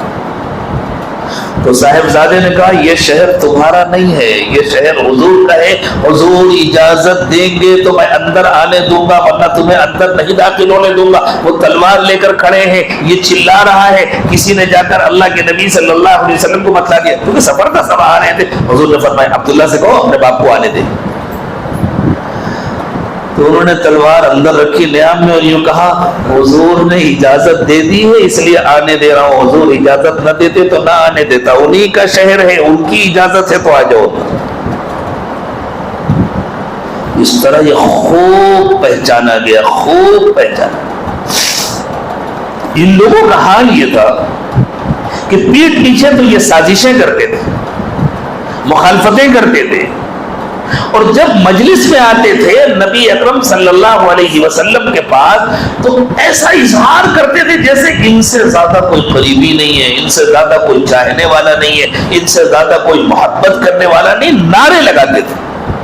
جو مخلص صحابہ کرام ہیں وہ آتے تھے، ادب اور احترام سے بیٹھ جاتے تھے، اور عام طور سے اس کے ساتھی جو تھے وہ رئیس قسم کے لوگ تھے، مالدار قسم کے لوگ. سارے مالدار نہیں، جو تھے وہ مالدار قسم کے لوگ تھے. سارے مالدار اس کے ساتھی نہیں تھے، سارے مالدار برے ہوتے بھی نہیں. یہ لوگ جب آتے تھے اور ماشاءاللہ کھائے پیے اچھے اونچے قد کے خوبصورت رحیم لوگ، یہ جب آتے تھے تو دیوار کا سہارا لے کر بیٹھتے تھے. بے ضرورت دیوار کا سہارا نہیں لینا چاہیے، نوجوانوں کو بوڑھا نہیں بننا چاہیے. جو مجبور ہیں، جو بوڑھے ہیں، وہ یقیناً سہارا لے کر بیٹھے، کرسی پر بیٹھے، ٹیک لگا کر بیٹھے. لیکن جو نوجوان ہیں ان کو دینی مجلس میں اس طرح ٹیک لگا کر نہیں بیٹھنا. یہ لوگ ٹیک لگا کر بیٹھتے تھے. جو مخلص صحابہ کرام ہیں وہ ادب اور احترام سے حضور کے قریب آ کر کے بیٹھتے.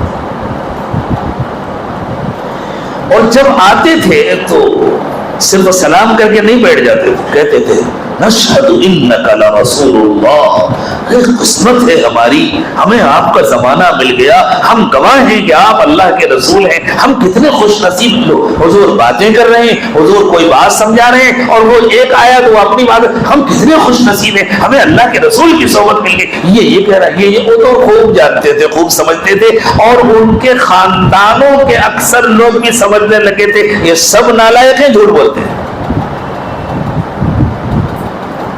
کیوں؟ اچھا کرتے تھے کہ برا کرتے تھے؟ تھوڑا سا رک کر کے ذرا غور کر لیں ہمارا اپنا کردار کیا ہے۔ ہم سے نعرے لگوا لو حضور کی نبوت کے، لیکن ہمیں حضور کا چہرہ پسند نہیں ہے، حضور کا لباس پسند نہیں ہے، حضور کی زبان پسند نہیں ہے۔ یہ وہی کردار نہیں ہو گیا؟ ایک طرف کہہ رہے ہیں کہ ہم حضور کے عاشق ہیں، ایک طرف کہہ رہے ہیں ہمیں حضور سے محبت ہے، ایک طرف کہہ رہے ہیں کہ حضور اللہ کے رسول ہیں۔ تو کیا اللہ کے رسول سے اچھی کسی کی زندگی ہو سکتی ہے؟ کیا اللہ کے رسول سے اچھا کسی کا چہرہ ہو سکتا ہے؟ کیا اللہ کے رسول سے اچھا کسی کا اٹھنا بیٹھنا چلنا پھرنا ہو سکتا ہے؟ تو پھر ہمیں کیوں پسند نہیں ہے؟ زبان پہ کیا ہے اور دل میں کیا ہے؟ ہمیں اپنا جائزہ لینا چاہیے اور آج توبہ کرنا چاہیے۔ کیا پتہ کل کی صبح ملے گی یا نہیں ملے گی۔ اسی لیے میں نے عرض کیا تھا کہ ہم تو سورت پر گفتگو کریں گے اپنی زندگیوں کو سامنے رکھ کر کے، اس سے ہمیں کیا سیکھنا چاہیے۔ یہ لوگ آتے تھے بڑی بڑی باتیں کرتے تھے۔ ابھی آنے والا ہے نا، محرم کا مہینہ ختم ہو رہا ہے، ایک مہینے کے بعد پھر ربیع الاول آنے والا۔ سبحان اللہ، آپ کے کانپور کا جلوس تو پوری دنیا میں مشہور ہے، ایسے نعرے لگائے جائیں گے، بھول جائیں گے نماز پڑھنا بھی، اور ایسی بڑی بڑی باتیں کی جائیں گی، اور نبی اکرم صلی اللہ علیہ وسلم کے نام پر ایسی ایسی خرافات کی جائے گی جس کو مٹانے کے لیے حضور اکرم صلی اللہ علیہ وسلم تشریف لائے تھے۔ کیا یہ وہی کردار نہیں ہے جو مدینے میں منافقین کا تھا؟ تو ہمیں کیا حق پہنچتا ہے کہ ہم انہیں برا کہیں؟ اور اگر واقعی ہم انہیں دل سے برا سمجھتے ہیں تو پھر ان کے کردار کو چھوڑیں، تو صحابہ والا کردار اپنائیں، پھر حضور کے سچے عاشقوں والا کردار اپنائے کہ وہ جو کہتے تھے وہ کرتے تھے، جو ان کا ظاہر تھا وہی ان کا باطن تھا۔ وہ تو نبی اکرم صلی اللہ علیہ وسلم کے ایک اشارے پر اپنا سب کچھ قربان کرنے کو تیار رہتے تھے۔ ہمارا حال یہ ہے کہ ہم حضور کے حکم پر اپنی چھوٹی چھوٹی خواہشات نہیں قربان کرتے، ساری دنیا سے حضور کے نام پر لڑنے کو تیار ہیں اور حضور کی خاطر اپنے نفس سے لڑنے کو تیار نہیں ہیں، اپنی خواہشات سے لڑنے کو تیار نہیں ہے، اپنے فیشن سے لڑنے کو تیار نہیں ہے۔ اللہ کے نبی صلی اللہ علیہ وسلم نے ارشاد فرمایا لا یؤمن احدکم حتی یکون ہواہ تبعا لما جئت بہ، کسی کا ایمان اس وقت تک کامل نہیں ہو سکتا، کوئی اس وقت تک مومن کامل نہیں بن سکتا جب تک اس کا فیشن میری سنت کا پابند نہ ہو جائے، اس کے شوق میری سنت کے پابند ہو جائے۔ اب بتاؤ میرے دوستو، خاص طور سے نوجوانوں، بتلاؤ ہمارا شوق کس کا پابند ہونا چاہیے؟ کسی ناچنے والے کا، کسی گانے والے کا، یا اللہ کے نبی صلی اللہ علیہ وسلم کا؟ ہمیں تو فخر ہونا چاہیے حضور اکرم صلی اللہ علیہ وسلم کی سنت پر عمل کر کے۔ اب کریں گے نا سب لوگ انشاءاللہ؟ کب سے؟ آج سے، ابھی سے، چھوٹے بڑے بچے نوجوان بوڑھے سب نیت کریں انشاءاللہ۔ اب ہر کام حضور اکرم صلی اللہ علیہ وسلم کے طریقے کے مطابق کریں گے، مومن کامل بنیں گے، منافق نہیں بنیں گے۔ میں یہ نہیں کہہ رہا کہ خدا نہ خواستہ میں کسی کو متعین کر کے نہیں کہہ رہا کہ وہ منافق ہے، لیکن وہ غور کرے کردار کیسا ہے، کس کے راستے پر چلنا ہے، اور جس کے راستے پر چلیں گے اسی کے جیسا انجام ہوگا۔ تو یہ لوگ جب آتے تھے اللہ کے نبی صلی اللہ علیہ وسلم کی مجلس میں تو بڑے بڑے نعرے لگاتے اور کہتے تھے آپ اللہ کے رسول ہیں۔ اللہ تعالیٰ نے ارشاد فرمایا یہ بات تو بالکل سچی ہے کہ آپ اللہ کے رسول ہیں، لیکن یہ نالائق جھوٹے ہیں۔ کیوں؟ اس لیے کہ وہ کہتے تھے کہ ہم گواہی دے رہے ہیں کہ آپ اللہ کے رسول ہیں، اور گواہی کسے کہتے ہیں؟ گواہی کہتے ہیں کسی ایسے واقعے کو بیان کرنے کو جس کے بارے میں بیان کرنے والا وہی کہہ رہا ہو جو اس کے دل میں ہو، جو سچ سمجھ رہا ہو وہی کہہ رہا ہو، یہ ہے گواہی۔ اب کبھی ایسا ہوتا ہے کہ واقعہ بھی سچا ہے، اور کہنے والے کا یقین بھی وہی ہے، کہنے والے کا عقیدہ بھی وہی ہے، تو یہ گواہی بالکل سچی ہوتی ہے۔ اور کبھی ایسا ہوتا ہے واقعہ سچا ہے لیکن کہنے والے کا عقیدہ نہیں ہے، جیسے یہاں تھا حضور اللہ کے رسول ہیں لیکن آنے والے نہیں مانتے تھے کہ آپ اللہ کے رسول ہیں، آنے والے تو یہ سمجھتے تھے ہم پھنس گئے، کاش کہ ہماری قوم کے سمجھ میں آ جائے اور وہ واپس آ جائے، اکثریت ہمارے ساتھ ہو جائے تو ہم تو نعوذ باللہ ان کو نکال دیں، ہم تو ان کو ختم کر دیں۔ عبداللہ ابن ابی نے تو حضور اکرم صلی اللہ علیہ وسلم کے قتل کی سازش میں بھی شرکت کی تھی یہودیوں کے ساتھ۔ تو یہ لوگ دل سے آپ کو اللہ کا رسول نہیں مانتے تھے، اس لیے اللہ تعالیٰ نے فرمایا یہ جھوٹے ہیں۔ ایک آدمی غلط بات کی گواہی دے رہا ہے لیکن وہ یہی سمجھ رہا ہے کہ یہی واقعہ سچا ہے، تو اگرچہ واقعہ غلط ہے لیکن وہ آدمی اپنی گواہی میں اس اعتبار سے سچا ہے کہ جو سمجھ رہا ہے وہی کہہ رہا ہے، وہ یہی سمجھ رہا ہے کہ یہی کہہ رہا ہے۔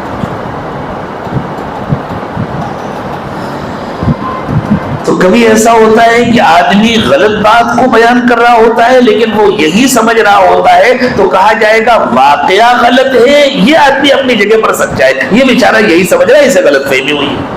کبھی ایسا ہوتا ہے واقعہ سچا ہوتا ہے، کہنے والے کا یقین نہیں ہوتا، تو کہا جائے گا واقعہ بالکل درست ہے، یہ گواہ جھوٹا ہے اس لیے کہ یہ اس کو سمجھ نہیں رہا۔ اور اگر ایسی حقیقت ہو کہ جو گواہی ہے وہی کہنے والے کا یقین بھی ہو، کہنے والے کا وہی عقیدہ ہو، جیسے حضرات صحابہ کرام کہتے تھے، اور اللہ کرے ہمارا آپ کا کلمہ بھی ایسے ہی بن جائے کہ ہم حضور کو اللہ کا رسول کہیں اور واقعی دل سے مانے بھی کہ حضور اللہ کے رسول ہیں، تو پھر ہماری گواہی بالکل سچی ہو جائے۔ جب آدمی حضور کو اللہ کا رسول مان لیتا ہے تو پتہ ہے کیا ہوتا ہے؟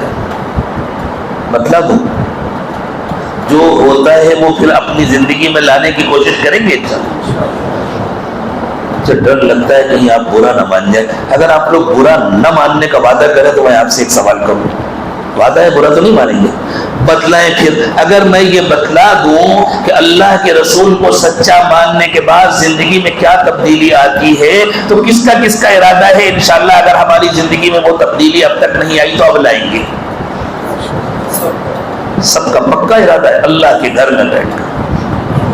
اللہ تعالیٰ نے فرمایا وَمَا أَرْسَلْنَا بِالرَّسُولٍ إِلَّا لِيُطَاعَ بِإِذْنِ اللَّهِ، پیغمبر کو ہم اس لیے بھیجتے ہیں تاکہ اللہ کے حکم کے مطابق ان کا کہنا مانا جائے۔ تو جب ہم نے حضرت محمد صلی اللہ علیہ وسلم کو اللہ کا رسول مان لیا اور ہم نے گواہی دی کہ اللہ کے سوا کوئی معبود نہیں ہے اور حضرت محمد صلی اللہ علیہ وسلم اللہ کے رسول ہیں، تو اب کہنا مانیں گے نا؟ ان کے مقابلے میں کسی کا کہنا نہیں مانیں گے، ان کے برخلاف کسی کا کہنا نہیں مانیں گے۔ ہاں جو ان کی بات سمجھائے گا اس کا کہنا مانیں گے، جو ان کی بات بتلائے گا اس کا کہنا مانیں گے، جو ان کے پیچھے لے کر چلے گا اس کے پیچھے چلیں گے، لیکن جو ان کا راستہ چھوڑ کر کسی اور راستے پر لے کر کے چلے گا اس کی بات ہرگز نہیں مانیں گے، جو ان کا کہنا نہیں مانے گا اس کی بات نہیں مانیں گے، جو ان کا دشمن ہوگا اس کا کہنا کبھی نہیں مانیں گے۔ کریں گے انشاءاللہ سب کو، اللہ سب کو توفیق عطا فرمائے۔ یہ ہے کمال ایمان، اللہ ہم کو کامل ایمان نصیب فرمائے۔ تو اللہ تعالیٰ نے فرمایا اذا جاءك المنافقون قالوا نشهد انك لرسول اللہ، یہ منافقین جب آپ کے پاس آتے ہیں تو نعرہ لگاتے ہیں ہم گواہی دے رہے ہیں کہ آپ اللہ کے رسول ہیں، واللہ یعلم انك لرسول، یہ تو اللہ کو معلوم ہے کہ آپ اس کے رسول ہیں، واللہ یشہد ان المنافقین لکاذبون، لیکن اللہ گواہی دے رہے ہیں کہ یہ منافق جھوٹے ہیں۔ اللہ، ایسی فضیحت اس سے پہلے کبھی نہیں ہوئی تھی۔ اس کے بعد تو اللہ کے نبی صلی اللہ علیہ وسلم نے بڑے بڑے منافقین کو مسجد سے کھڑا کر کے باہر نکال دیا، چلو اب باہر نکلو، چلو تم بھی باہر نکلو، چلو تم بھی باہر نکلو، تم بھی منافق ہو، تم بھی منافق ہو، اب تمہیں آنے کی اجازت نہیں ہے۔ اللہ اسی رسوائی سے ہم سب کی عبادت فرمائے۔ اگر خدا نہ خواستہ دوہرا کردار رہا، نبی ہوئے دنیا میں رسوا، تو آخرت کی رسوائی سے کون بچا سکے گا؟ آخرت کی رسوائی سے وہی بچے گا جو نبی اکرم صلی اللہ علیہ وسلم کا سچا فرما بردار امتی بنے گا۔ یوم لا یخزی اللہ النبی والذین آمنوا معہ، قیامت کے دن اللہ اپنے نبی کو رسوائی سے بچائیں گے، اور جو نبی کے سچے ساتھی ہوں گے قیامت تک جتنے ہیں جو واقعی سچے دل سے نبی کے طریقے پر چلنے والے ہوں گے، صرف انہی کو اللہ تعالیٰ رسوائی سے بچائیں گے۔ تو ہم کو اللہ تعالیٰ قیامت کی رسوائی سے بچائے، اس کے لیے ضروری ہے کہ ہم آج سے اللہ کے نبی صلی اللہ علیہ وسلم کے سچے فرمانبردار بن جائیں۔ اتنا بڑا مجمع اگر سچی توبہ کر کے جائے اور واقعی زندگی بدل جائے تو حاضری وصول ہو جائے، پورا سفر وصول ہو جائے انشاءاللہ۔ آپ کا بڑا احسان ہوگا، آپ تبدیلیاں لائیے اپنی زندگی میں، اس عاجز پر آپ کا احسان ہوگا، اس کا سفر وصول ہو جائے گا، اس کی محنت وصول ہو جائے گی انشاءاللہ۔ آپ کا بھی بھلا ہوگا، کہنے والے کا بھی بھلا ہوگا۔ تو اللہ تعالیٰ نے فرمایا واللہ یشہد ان المنافقین لکاذبون، اللہ گواہی دے رہے ہیں کہ یہ منافق جھوٹے ہیں۔ یہ جو آپ کے پاس آ کر کے قسمیں کھاتے ہیں، یہ جو گواہی کہتے ہیں نا، گواہی دے رہے ہیں، اسی کو اللہ تعالیٰ نے قسم کہا ہے۔ اور دوسرے موقعوں پر بھی طرح طرح کی باتیں کرتے تھے اور اس کے بعد قسم کھاتے تھے ہم مخالف نہیں ہیں۔ عمر بن عبد نے یہی کہا تھا ہم کوئی مخالف تھوڑی ہے، ہم تو ساتھ دینا چاہتے تھے۔ لیکن بتائیے کتنا غلط فیصلہ کیا گیا، اس غلط فیصلے میں تو جانیں محفوظ نہیں ہے، یہ کوئی سمجھداری کی بات نہیں ہے، اس لیے ہمیں اپنی جان پیاری، ہم زبردستی اپنی جان نہیں دیں گے، تاکہ لوگ سمجھے کوئی مخالف نہیں ہے یہ، لیکن کیا کریں ایک اچھی بات کہہ رہا تھا نہیں مانیں گے۔ ایسے غلط باتیں کرتے تھے، غلط مشورے دیتے تھے، غلط پروپیگنڈا کرتے تھے، اور اس کے بعد قسم کھا کر کے کہتے تھے ہم مخالف تھوڑی ہے، ہم تو ہمدرد ہیں، ہم تو تمہارا بنا چاہتے، پتہ نہیں کس کا کہنا مان لیتے، پتہ نہیں کس کے مشورے پر فیصلہ کر دیتے۔ محمد صلی اللہ علیہ وسلم یہ کان کے بہت کچے، یہ بھی کہتے تھے یہ کان کے بہت کچے، ان کو جو کچھ جا کے کہہ دیتا ہے وہ اس کی بات مان لیتے۔ وَيَقُولُونَ هُوَ أُذُنٌ، قرآن نے کہا ہے یہ لوگ کہتے ہیں حضور اکرم صلی اللہ علیہ وسلم کے بارے میں یہ تو کان کے کچے ہیں، ان سے تو جو چاہتا ہے منوا لیتا ہے۔ تو اللہ تعالیٰ نے فرمایا یہ جو بات بات پہ قسمیں کھاتے ہیں، انہوں نے اپنی قسموں کو اپنی ڈھال بنا لیا ہے۔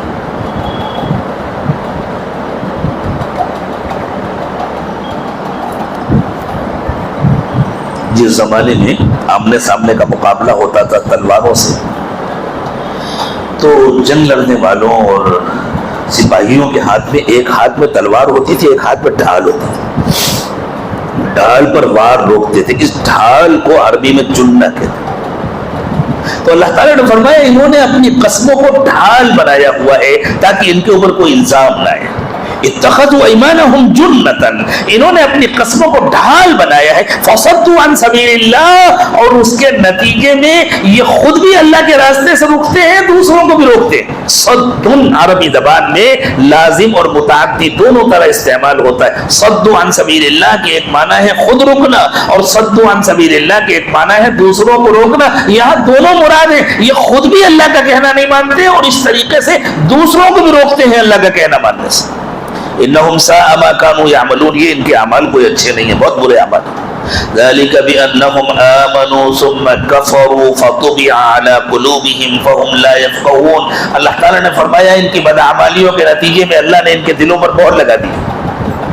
ایسا نہیں ہے کہ اللہ نے ان کے دلوں پر مہر لگا دی اس لیے یہ ہدایت سے محروم ہو گئے اور منافق بن گئے، ان کے منافقانہ کردار کی وجہ سے اللہ تعالیٰ نے ناراض ہو کر ان کے دلوں پر مہر لگا دی۔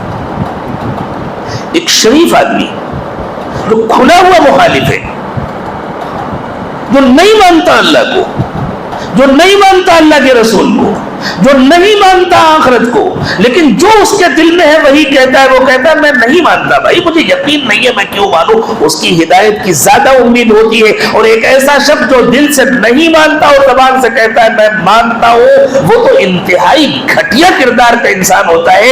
ایسے لوگوں کو اللہ تعالیٰ ایسے لوگوں کے دلوں پر مہر لگا دیتے ہیں اور پھر ان کو سمجھ بوجھ سے محروم کر دیتے ہیں، ان کو ہدایت سے محروم کر دیتے ہیں۔ ذالک بانہم آمنوا ثم کفروا، پہلے انہوں نے کہا کہ ہم مسلمان ہیں اور دل کے اندر کفر چھپایا، اندر اندر مخالفت کی، اس کا نتیجہ یہ ہے فطبع علی قلوبہم کہ ان کے دلوں پر مہر لگا دی گئی، فہم لا یفقہون، اب یہ کچھ نہیں سمجھ پائیں گے۔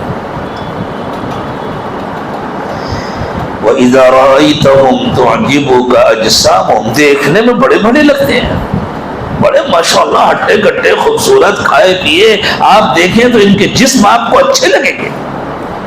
وَإِن يَقُولُوا تَسْمَعْ لِقَوْلِهِمْ، باتیں بھی بڑی اچھی کرتے ہیں، باتیں تو کوئی ان سے کرا دے، بڑی پیاری بڑی اچھی باتیں کرتے ہیں، بات کرے تو سننے کا دل چاہے. کَأَنَّهُمْ خُشُبٌ مُّسَنَّدَةٌ، ان کا حال ایسا ہے جیسے لکڑی کے تختے دیوار سے ٹیک کر کے کھڑے کر دیے گئے ہوں. جس طرح تختے بے جان ہوتے ہیں، گویا یہ بھی آ کر کے ٹیک لگا کے بیٹھتے تھے نا، اس لیے کہا گیا یہ دیوار سے ٹیک لگا کر کے ایسے بیٹھتے ہیں جیسے لکڑی کے تختے دیوار سے ٹیک لگا کر کھڑے کر دیے گئے ہوں. لکڑی کہہ کر کے اللہ تعالیٰ نے بتایا جس طرح لکڑی بے جان ہوتی ہے، بالکل اسی طرح ان کے اندر ایمان نہیں ہے. یہ دیکھنے بھر کے زندہ ہے، یہ ایمان سے محروم ہے، یہ بے جان ہے. اور دوسری بات، لکڑی چھت میں لگی ہو تو کام کی ہوتی ہے، فرنیچر میں لگی ہو تو کام کی ہوتی ہے. اس کی کرسی بنے، اس کا بیڈ بنے، اس کا ٹیبل بنے، کسی جگہ لگائی جائے تو کام کی ہوتی ہے. صرف دیوار سے ٹیک لگا کر کے کھڑی کر دی جائے تو کسی کام کی نہیں ہوتی، کھڑے کھڑے خراب ہو جائے گی، کھڑے کھڑے اس پہ دیمک لگ جائے گی. بالکل اسی طرح اللہ تعالیٰ کہہ رہے دیکھنے میں یہ بڑے اچھے لگتے ہیں، کسی کام کے نہیں ہیں. ان کے دل ایمان سے محروم ہیں، ان کے دلوں پر مہر لگی ہوئی ہے. جب دل ایمان سے محروم ہے تو گویا ان کو حقیقی زندگی ہی نہیں ملی، یہ بے جان ہے. جیسے لکڑی کے تختے بے جان ہوتے ہیں اور وہ تختے بھی کسی کام کے نہیں ہے، کہیں استعمال نہیں ہوئے بلکہ صرف دیوار سے ٹیک لگا کر کھڑے کر دیے گئے، ایسے یہ لکڑی ہے جو جن کو دیوار سے ٹیک لگا کر کھڑا کر دیا گیا ہے. اور چونکہ یہ مخالفت کرتے ہیں، چونکہ ان کے دل میں کفر چھپا ہوتا ہے، چونکہ یہ سازشیں کرتے ہیں، اس لیے ہر وقت ڈرتے رہتے ہیں کہیں کوئی آیت نہ اتر آئے، کہیں لوگوں کو پتہ نہ چل جائے، کہیں ہمارے گھر والے ہمارے مخالف نہ ہو جائیں، کہیں ہمارے خاندان والے ہمارے مخالف نہ ہو جائیں. بڑے ڈرے سہمے رہتے ہیں کہیں پتہ نہ چل جائے لوگوں کو. جتنے جھوٹے ہوتے ہیں، جتنے مکار ہوتے ہیں، سب بہت ڈرے رہتے ہیں، چاہے ان کے پاس جتنی طاقت ہو لیکن ڈرے رہتے ہیں. بتلانے کی ضرورت نہیں ہے نا، بالکل یہی حال ان کا بھی تھا. یحسبون کل صیحۃ علیہم، کوئی زور کی آواز اٹھتی ہے تو چونکتے نہیں، ہمارے بارے میں تو کچھ نہیں کہا. قرآن اترتا ہے تو ڈرتے ہیں کہیں ہمارے بارے میں کوئی آیت تو نہیں آ گئی، کہیں ہمارے بارے میں لوگوں کو پتہ تو نہیں چل گیا. یحسبون کل صیحۃ علیہم، ہر آواز کے بارے میں ان کو گمان ہوتا ہے کہیں یہ ہمارے متعلق تو نہیں ہے. ہم العدو فاحذرہم، یہ ایک نمبر کے دشمن ہیں. اے نبی صلی اللہ علیہ وسلم آپ ان سے ہوشیار رہیے. اس حکم کے نازل ہونے کے بعد پھر اللہ تعالیٰ کے نبی صلی اللہ علیہ وسلم نے کوئی رعایت نہیں کی. چلو بات قاتلہم اللہ، اللہ ان کو برباد کرے. انا یوفکون، یہ کہاں بھٹکائے جا رہے ہیں. یہ جو قرآن نے کہا کہاں بھٹکائے جا رہے ہیں، اصل میں ان کے بھٹکنے کا کوئی ایک سبب نہیں تھا. کبھی کوئی مفاد، کبھی کوئی چکر، کبھی دل کا جلن، کبھی حسد، کبھی مالی فائدہ، کبھی کسی اور سے تعلق، کبھی کوئی سازش. الگ الگ اسباب ہوتے تھے، بے حساب اسباب ہوتے تھے جن کے نتیجے میں ان کی یہ روش ہوتی تھی. اس لیے اللہ تعالیٰ نے ان سارے اسباب کو تفصیل سے نہیں بیان کیا بلکہ مبہم طور پر مجہول کا صیغہ استعمال کیا. اللہ یوفکون، یہ کہاں بھٹکائے جا رہے ہیں. کبھی کبھی ان کے رشتہ دار، ان کے قریبی لوگ جن کو ان سے محبت ہوتی تھی، کاہے کو بیچارہ برباد ہو رہا ہے، کاہے کو جہنم میں جا رہا ہے. صرف یہ ایک تھوڑی اچھی خاصی تعداد تھی. تو جب لوگ جا کر کے ان کو سمجھاتے تھے ارے بھائی چلو توبہ کر لو، اللہ کے نبی صلی اللہ علیہ وسلم کے پاس چلو، معافی مانگ لو، حضور اکرم صلی اللہ علیہ وسلم بھی تمہارے لیے دعا کریں. کیونکہ اصل معافی تو اللہ سے مانگنی ہے نا، توبہ تو اللہ سے کرنی ہے. تو کہتے تھے کہ چلو نبی اکرم صلی اللہ علیہ وسلم کے بعد اپنی غلطیوں کا اعتراف کر لو، حضور اکرم صلی اللہ علیہ وسلم دعا کر دیں گے، اللہ تعالیٰ تمہیں معاف کر دیں گے. تو وہ بڑی اکڑ کے ساتھ گردن ہم نے کیا غلط کیا ہے، ہم نے کون سا گناہ کیا ہے کہ ہم چل کر کے معافی مانگیں، ہمیں کیا ضرورت ہے کہ ہم حضور سے درخواست کریں، ہم نے کوئی غلط کام تھوڑی کیا ہے، ہم نے کوئی گناہ کو تھوڑی کیا ہے. تو بڑے تکبر کے ساتھ گردن ہلا کر کے انکار کرتے. ہمیں کیا کرنا چاہیے، اپنی غلطیوں پر توبہ کرنا چاہیے یا تکبر کے ساتھ گردن گھما کر کے انکار کرنا چاہیے. اللہ ہمیں سچی توبہ نصیب فرمائے. وَإِذَا قِيلَ لَهُمْ تَعَالَوْا يَسْتَغْفِرْ لَكُمْ رَسُولُ اللَّهِ، جب ان سے کہا جاتا ہے چلو اللہ کے رسول صلی اللہ علیہ وسلم کے پاس اعتراف کر لو. مان لینے میں، اعتراف کر لینے میں بے عزتی نہیں ہوتی. معافی مانگ لینے میں اور توبہ کر لینے میں بے عزتی نہیں ہوتی، بلکہ توبہ کرنے سے اللہ عزت بڑھاتے ہیں۔ یستغفر لکم رسول اللہ، چلو اللہ کے رسول صلی اللہ علیہ وسلم تمہارے لیے اللہ تعالیٰ سے دعا کریں گے اور اللہ تمہارے گناہوں کو معاف کر دیں گے۔ لووا رؤوسہم، تو وہ اپنی گردن ہلاتے ہیں، سروں کو ہلاتے ہیں۔ ورأیتہم یصدون وہم مستکبرون، اور تم دیکھو گے بڑے بڑے تکبر کے ساتھ کہتے ہیں نہیں نہیں ہمیں ضرورت نہیں جانے کی، ہم نے کوئی گناہ تھوڑی کیا ہے، ہم نے کوئی غلطی تھوڑی کیا ہے کہ ہم جائیں، کیا گناہ کیا ہے ہم؟ سواء علیہم استغفرت لہم ام لم تستغفر لہم، حضور اکرم صلی اللہ علیہ وسلم کا تو یہ حال تھا، حضور کا بس چلتا تو ان سب کو بھی جنت میں لے جاتا۔ حضور اکرم صلی اللہ علیہ وسلم تو رحمت للعالمین ہے۔ اللہ اکبر، آپ سوچئے جب اس شخص کا انتقال ہوا، عبداللہ ابن ابی کا، اور اس کے بیٹے مخلص صحابی تھے، تو انہوں نے آ کر حضور سے عرض کیا حضور میرا باپ مر گیا ہے، جیسا تھا معلوم ہے، لیکن حضور دو درخواستیں، میں کیا کروں، میرا باپ ہے اللہ کے عذاب سے بچ جائے، آپ اپنا کرتا دے دیجئے کفن کے لیے، مجھے اطمینان ہے آپ کے کرتے کے اندر تو عذاب ہوگا نہیں۔ حضور نے اٹھا کے دے دیا۔ کیا دل تھا اللہ کے نبی صلی اللہ علیہ وسلم، ہم حضور کے غلام ہیں، اللہ ہمیں بھی ایسا بڑا دل عطا فرما دے، سب کو معاف کرنے کا، سب کو سینے سے لگانے کا جذبہ، جس کا جو معاملہ ہے اللہ سمجھیں گے، ہم سب کو معاف کریں، ہم سب کے ساتھ بھلائی کریں۔ اور دوسری درخواست کی حضور آپ نماز جنازہ پڑھا دیجئے، کیا پتا آپ کے نماز پڑھانے کی برکت سے اللہ معاف کر دے میرے باپ کو، اللہ کے لیے تو کچھ مشکل نہیں۔ حضور اکرم صلی اللہ علیہ وسلم نماز جنازہ پڑھانے نہیں پہنچے۔ سیدنا عمر ابن خطاب رضی اللہ تعالیٰ عنہ نے عرض کیا حضور آپ کیا کر رہے ہیں، منافقین کا سردار اور آپ اس کی نماز پڑھیں گے؟ فرمایا ہاں مجھے اللہ نے منع نہیں کیا، مجھے اللہ نے منع نہیں کیا، میں پڑھوں گا، کیا پتا اس کا فائدہ ہو جائے، کیا پتا اس کی مغفرت ہو جائے۔ اللہ اکبر، دینداروں سب کے لیے اپنے دلوں میں یہ جذبہ پیدا کرو، یہ گنجائش پیدا کرو، دیندار کا، متقی اور پرہیزگار کا دل تنگ نہیں ہوتا، ساری دنیا سے زیادہ کشادہ ہوتا ہے، زمین اور آسمان سے زیادہ کشادہ ہوتا ہے اللہ کے نبی صلی اللہ علیہ وسلم کے عاشق کا دل۔ لیکن ہر شخص کو اپنی اپنی فکر کرنی چاہیے۔ جب حضور نے اس کی نماز جنازہ پڑھا دی، اس کے بعد اللہ تعالیٰ کی طرف سے حکم نازل ہوا، اچھا ٹھیک ہے جو ہو گیا ہو گیا، اب اگر ان میں سے کسی کا انتقال ہوگا تو آپ اس کی نماز نہ پڑھائیے گا، اور آپ اس کی قبر پر بھی نہ جائیے گا دعا کرنے کے لیے۔ ایک موقع پر اللہ تعالیٰ نے یہ ارشاد فرمایا تھا، سن لیجئے ہم ان کو معاف نہیں کریں گے، استغفر لهم او لا تستغفر لهم ان تستغفر لهم 70 مرة فلن يغفر الله لهم، آپ ان کے لیے چاہے کتنی دعا مانگے، اللہ ان کو معاف کر دیجئے، اللہ ان کو معاف کر دیجئے۔ استغفار کے یہی معنی ہے، استغفار لفلان کے معنی ہے کسی اور کے لیے اللہ تعالیٰ سے دعا مانگنا کہ اللہ فلاں کو معاف کر دیجئے، تو آپ چاہے کتنی مرتبہ دعا مانگے، ان تستغفر لهم 70 مرة فلن یغفر اللہ لہم، اگر آپ ان کے لیے 70 مرتبہ ہم سے دعا مانگیں گے تب بھی ہم ان کو معاف نہیں کریں گے۔ حضور نے فرمایا ٹھیک ہے، اللہ نے کہا 70 مرتبہ مانگیں گے نہیں معاف کریں گے، میں 71 بار مانگوں گا۔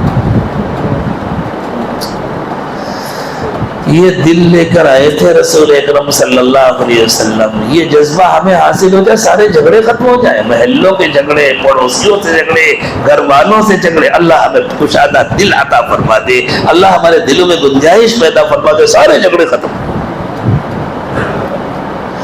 تو اللہ تعالیٰ نے فرمایا مسئلہ 70 کا اور 100 کا نہیں ہے، سواء علیہم استغفرت لہم ام لم تستغفر لہم لن یغفر اللہ لہم، اب ان کے لیے اللہ کا فیصلہ ہو گیا ہے، آپ ان کے لیے معافی کی دعا مانگے یا نہ مانگے، چاہے جتنی مرتبہ مانگے، اللہ ان کو ہرگز ہرگز معاف نہیں کرے۔ یہ اس شخص کے لیے ہے جو نفاق کی حالت میں مر گیا، اگر اللہ نے کسی کو سچی توبہ نصیب فرما دی،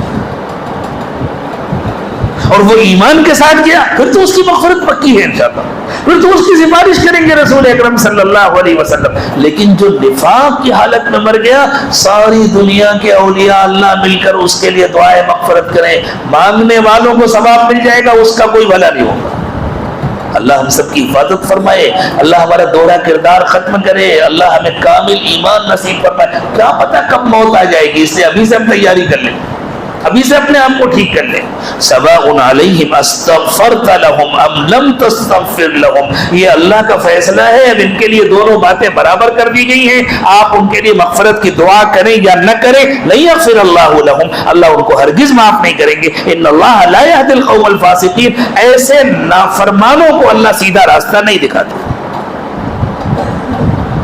پھر اللہ تعالیٰ نے فرمایا پتہ ہے اللہ نے اتنا سخت فیصلہ کیوں کیا؟ اس لیے کیا کہ ان کا جرم سنو، یہ کیسے مجرم ہے۔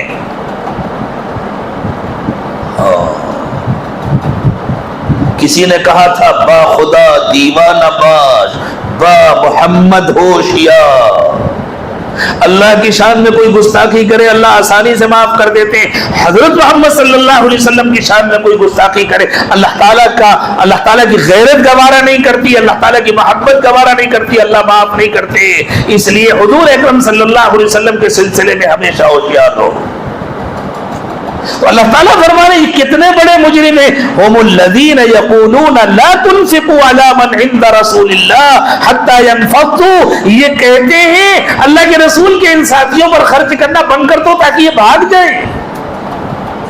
وَلِلَّهِ خَزَائِنُ السَّمَاوَاتِ وَالْأَرْضِ، عبداللہ ابن ابی نے اس واقعے میں آنے والوں سے کہا تھا تم لوگوں نے ان کا دماغ خراب کیا ہے، تم ان کے کھانے پینے کا انتظام کرتے ہو، روک لو اپنے ہاتھ، بند کر دو ان کے اوپر خرچ کرنا، یہ کنگلے لوگ ہیں، یہ خالی ہاتھ آئے ہیں، یہ فقیر لوگ ہیں۔ اس موقع پر اس نے جو لفظ استعمال کیا تھا وہ جلابیب کا لفظ ہے۔ یہ جلابیب ہے، اصل میں جلباب کہتے ہیں ڈھیلے ڈھالے لباس کو، ایک غریب آدمی جیسا سادہ سا عام سا لباس پہنتا ہے، لیکن اس سے مراد ہے ایسا آدمی جس کے پاس ڈھنگ کے کپڑے نہیں ہیں، جس کے پاس کھانے کے لیے کچھ نہیں ہے، جس کے پاس رہنے کے لیے مکان نہیں ہے، تو یہ بالکل کنگال قسم کے لوگ ہیں، یہ بالکل فقیر قسم کے لوگ ہیں۔ تم لوگوں نے ان پر خرچ کر کر کے ان کا دماغ نعوذ باللہ خراب کر دیا ہے، بند کرو ان کے اوپر خرچ کرنا، محمد صلی اللہ علیہ وسلم کے ساتھیوں پر بھی خرچ کرنا بند کرو۔ اور اس کا مقصد تو یہ تھا کہ خود حضور اکرم صلی اللہ علیہ وسلم کی خدمت کرنا بند کرو، یہ سب بھاگ جائیں گے یہاں سے۔ وَلِلَّهِ خَزَائِنُ السَّمَاوَاتِ وَالْأَرْضِ، آسمانوں اور زمین کے سارے خزانے اللہ کے ہیں، وَلَكِنَّ الْمُنَافِقِينَ لَا يَفْقَهُونَ، لیکن اتنی موٹی سی بات منافقین کے سمجھ میں نہیں آتی۔ زمین سے غلے اگتے ہیں، کبھی کھود کر کے دیکھیں زمین، اندر کہیں گیہوں ہے، چاول ہے، کوئی دانہ ہے، کوئی دال ہے، یہ خزانے کہاں سے آ رہے ہیں؟ درختوں میں پھل اگتے ہیں، آم کا سیزن ہے، درختوں میں پھل لگے ہوئے ہیں، شاخیں کاٹ کر کے دیکھو اندر کہیں آم ہے، زمین کھود کر کے جڑوں میں دیکھو کہیں آم ہے، کہاں سے آ رہا ہے؟ وَلِلَّهِ خَزَائِنُ السَّمَاوَاتِ وَالْأَرْضِ، یہ سب کچھ اللہ کے خزانے سے آ رہا ہے۔ اللہ بند کر دے اگر درختوں میں پھل پیدا کرنا تو کوئی پیدا کر سکتا ہے، اللہ بند کر دے زمین سے غلہ اگانا تو کوئی اگا سکتا ہے، اللہ بند کر دے آسمان سے بارش برسانا تو کوئی ایک قطرہ بارش برسا سکتا ہے۔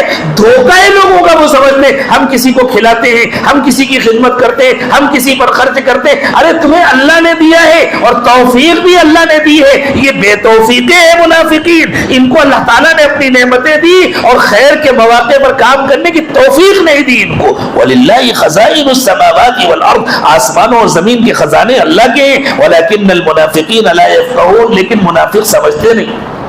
تو پہلے تو اللہ تعالیٰ نے فرمایا اتنا غصہ اللہ کو اس لیے ہے کہ ان لوگوں نے حضور اکرم صلی اللہ علیہ وسلم کے مخلص ساتھیوں کی توہین کی ہے، اور پھر صرف حضور کے ساتھیوں کی نہیں، خود اللہ کے رسول صلی اللہ علیہ وسلم کی توہین کی ہے۔ یقولون لئن رجعنا الی المدینہ، کہتے ہیں اگر ہم مدینہ واپس پہنچ گئے، لیخرجن الاعز منها الاذل، تو جو سب سے باعزت ہے وہ سب سے ذلیل انسان کو نکال دے گا۔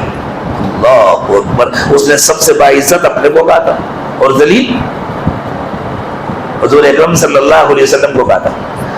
اب اگر ہمارے فیشن والے نوجوانوں کو اپنے طریقے اچھے لگتے ہیں اور سنت کے طریقے اچھے نہیں لگتے تو وہ کس کو باعزت کہہ رہے ہیں, کس کو ذلیل کہہ رہے ہیں؟ گویا وہ حضور کے دشمنوں کو باعزت کہہ رہے ہیں اور اللہ کے نبی صلی اللہ علیہ وسلم کو اور آپ کے مبارک طریقوں کو ذلیل کہہ رہے ہیں. کتنی خطرناک بات ہے. زبان سے کہیں یا نہ کہیں لیکن عمل اور کردار کیا کہہ رہا ہے؟ اللہ سب کو سچی توبہ نصیب. آپ کے ساتھ آپ کے صدقے میں اللہ اس عاجز اور فقیر کو بھی سچی پکی توبہ نصیب فرمائے. اللہ زندگیاں بدل دے, دل بدل دے. پھر آگے اللہ تعالیٰ نے فرمایا یہ ان کے ہاتھ میں ہے عزت اور ذلت بانٹنا. وَلِلَّهِ الْعِزَّةُ وَلِرَسُولِهِ وَلِلْمُؤْمِنِينَ. ارے عزت تو اللہ کی ہے اور حقیقت میں تو عزت اللہ کی ہے, بغیر کسی واسطے کے, بغیر کسی سبب کے عزت اللہ کی ہے. اور عزت اللہ کے رسول کی ہے اس لیے کہ وہ اللہ کے رسول ہیں. اللہ کے رسول کی عزت اس لیے ہے کہ وہ اللہ کے رسول ہیں. اور پھر عزت ایمان والوں کی ہے.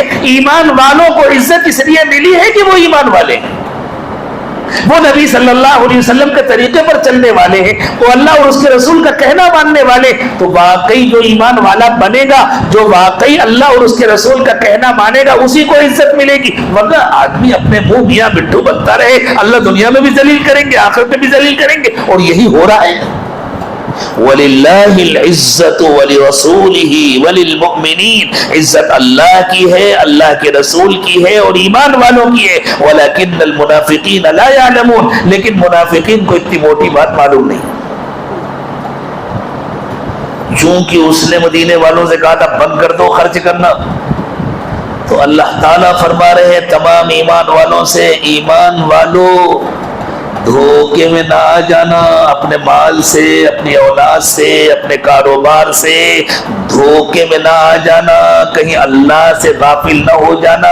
یہ نعمتیں اللہ تعالیٰ نے تمہیں اس لیے نہیں دی کہ تم ان نعمتوں کو پا کر اللہ سے غافل ہو جاؤ. یہ نعمتیں اللہ نے تمہیں اس لیے دی ہیں کہ تم ان نعمتوں کو پا کر اللہ کو اور یاد کرو, اللہ کا اور شکر ادا کرو.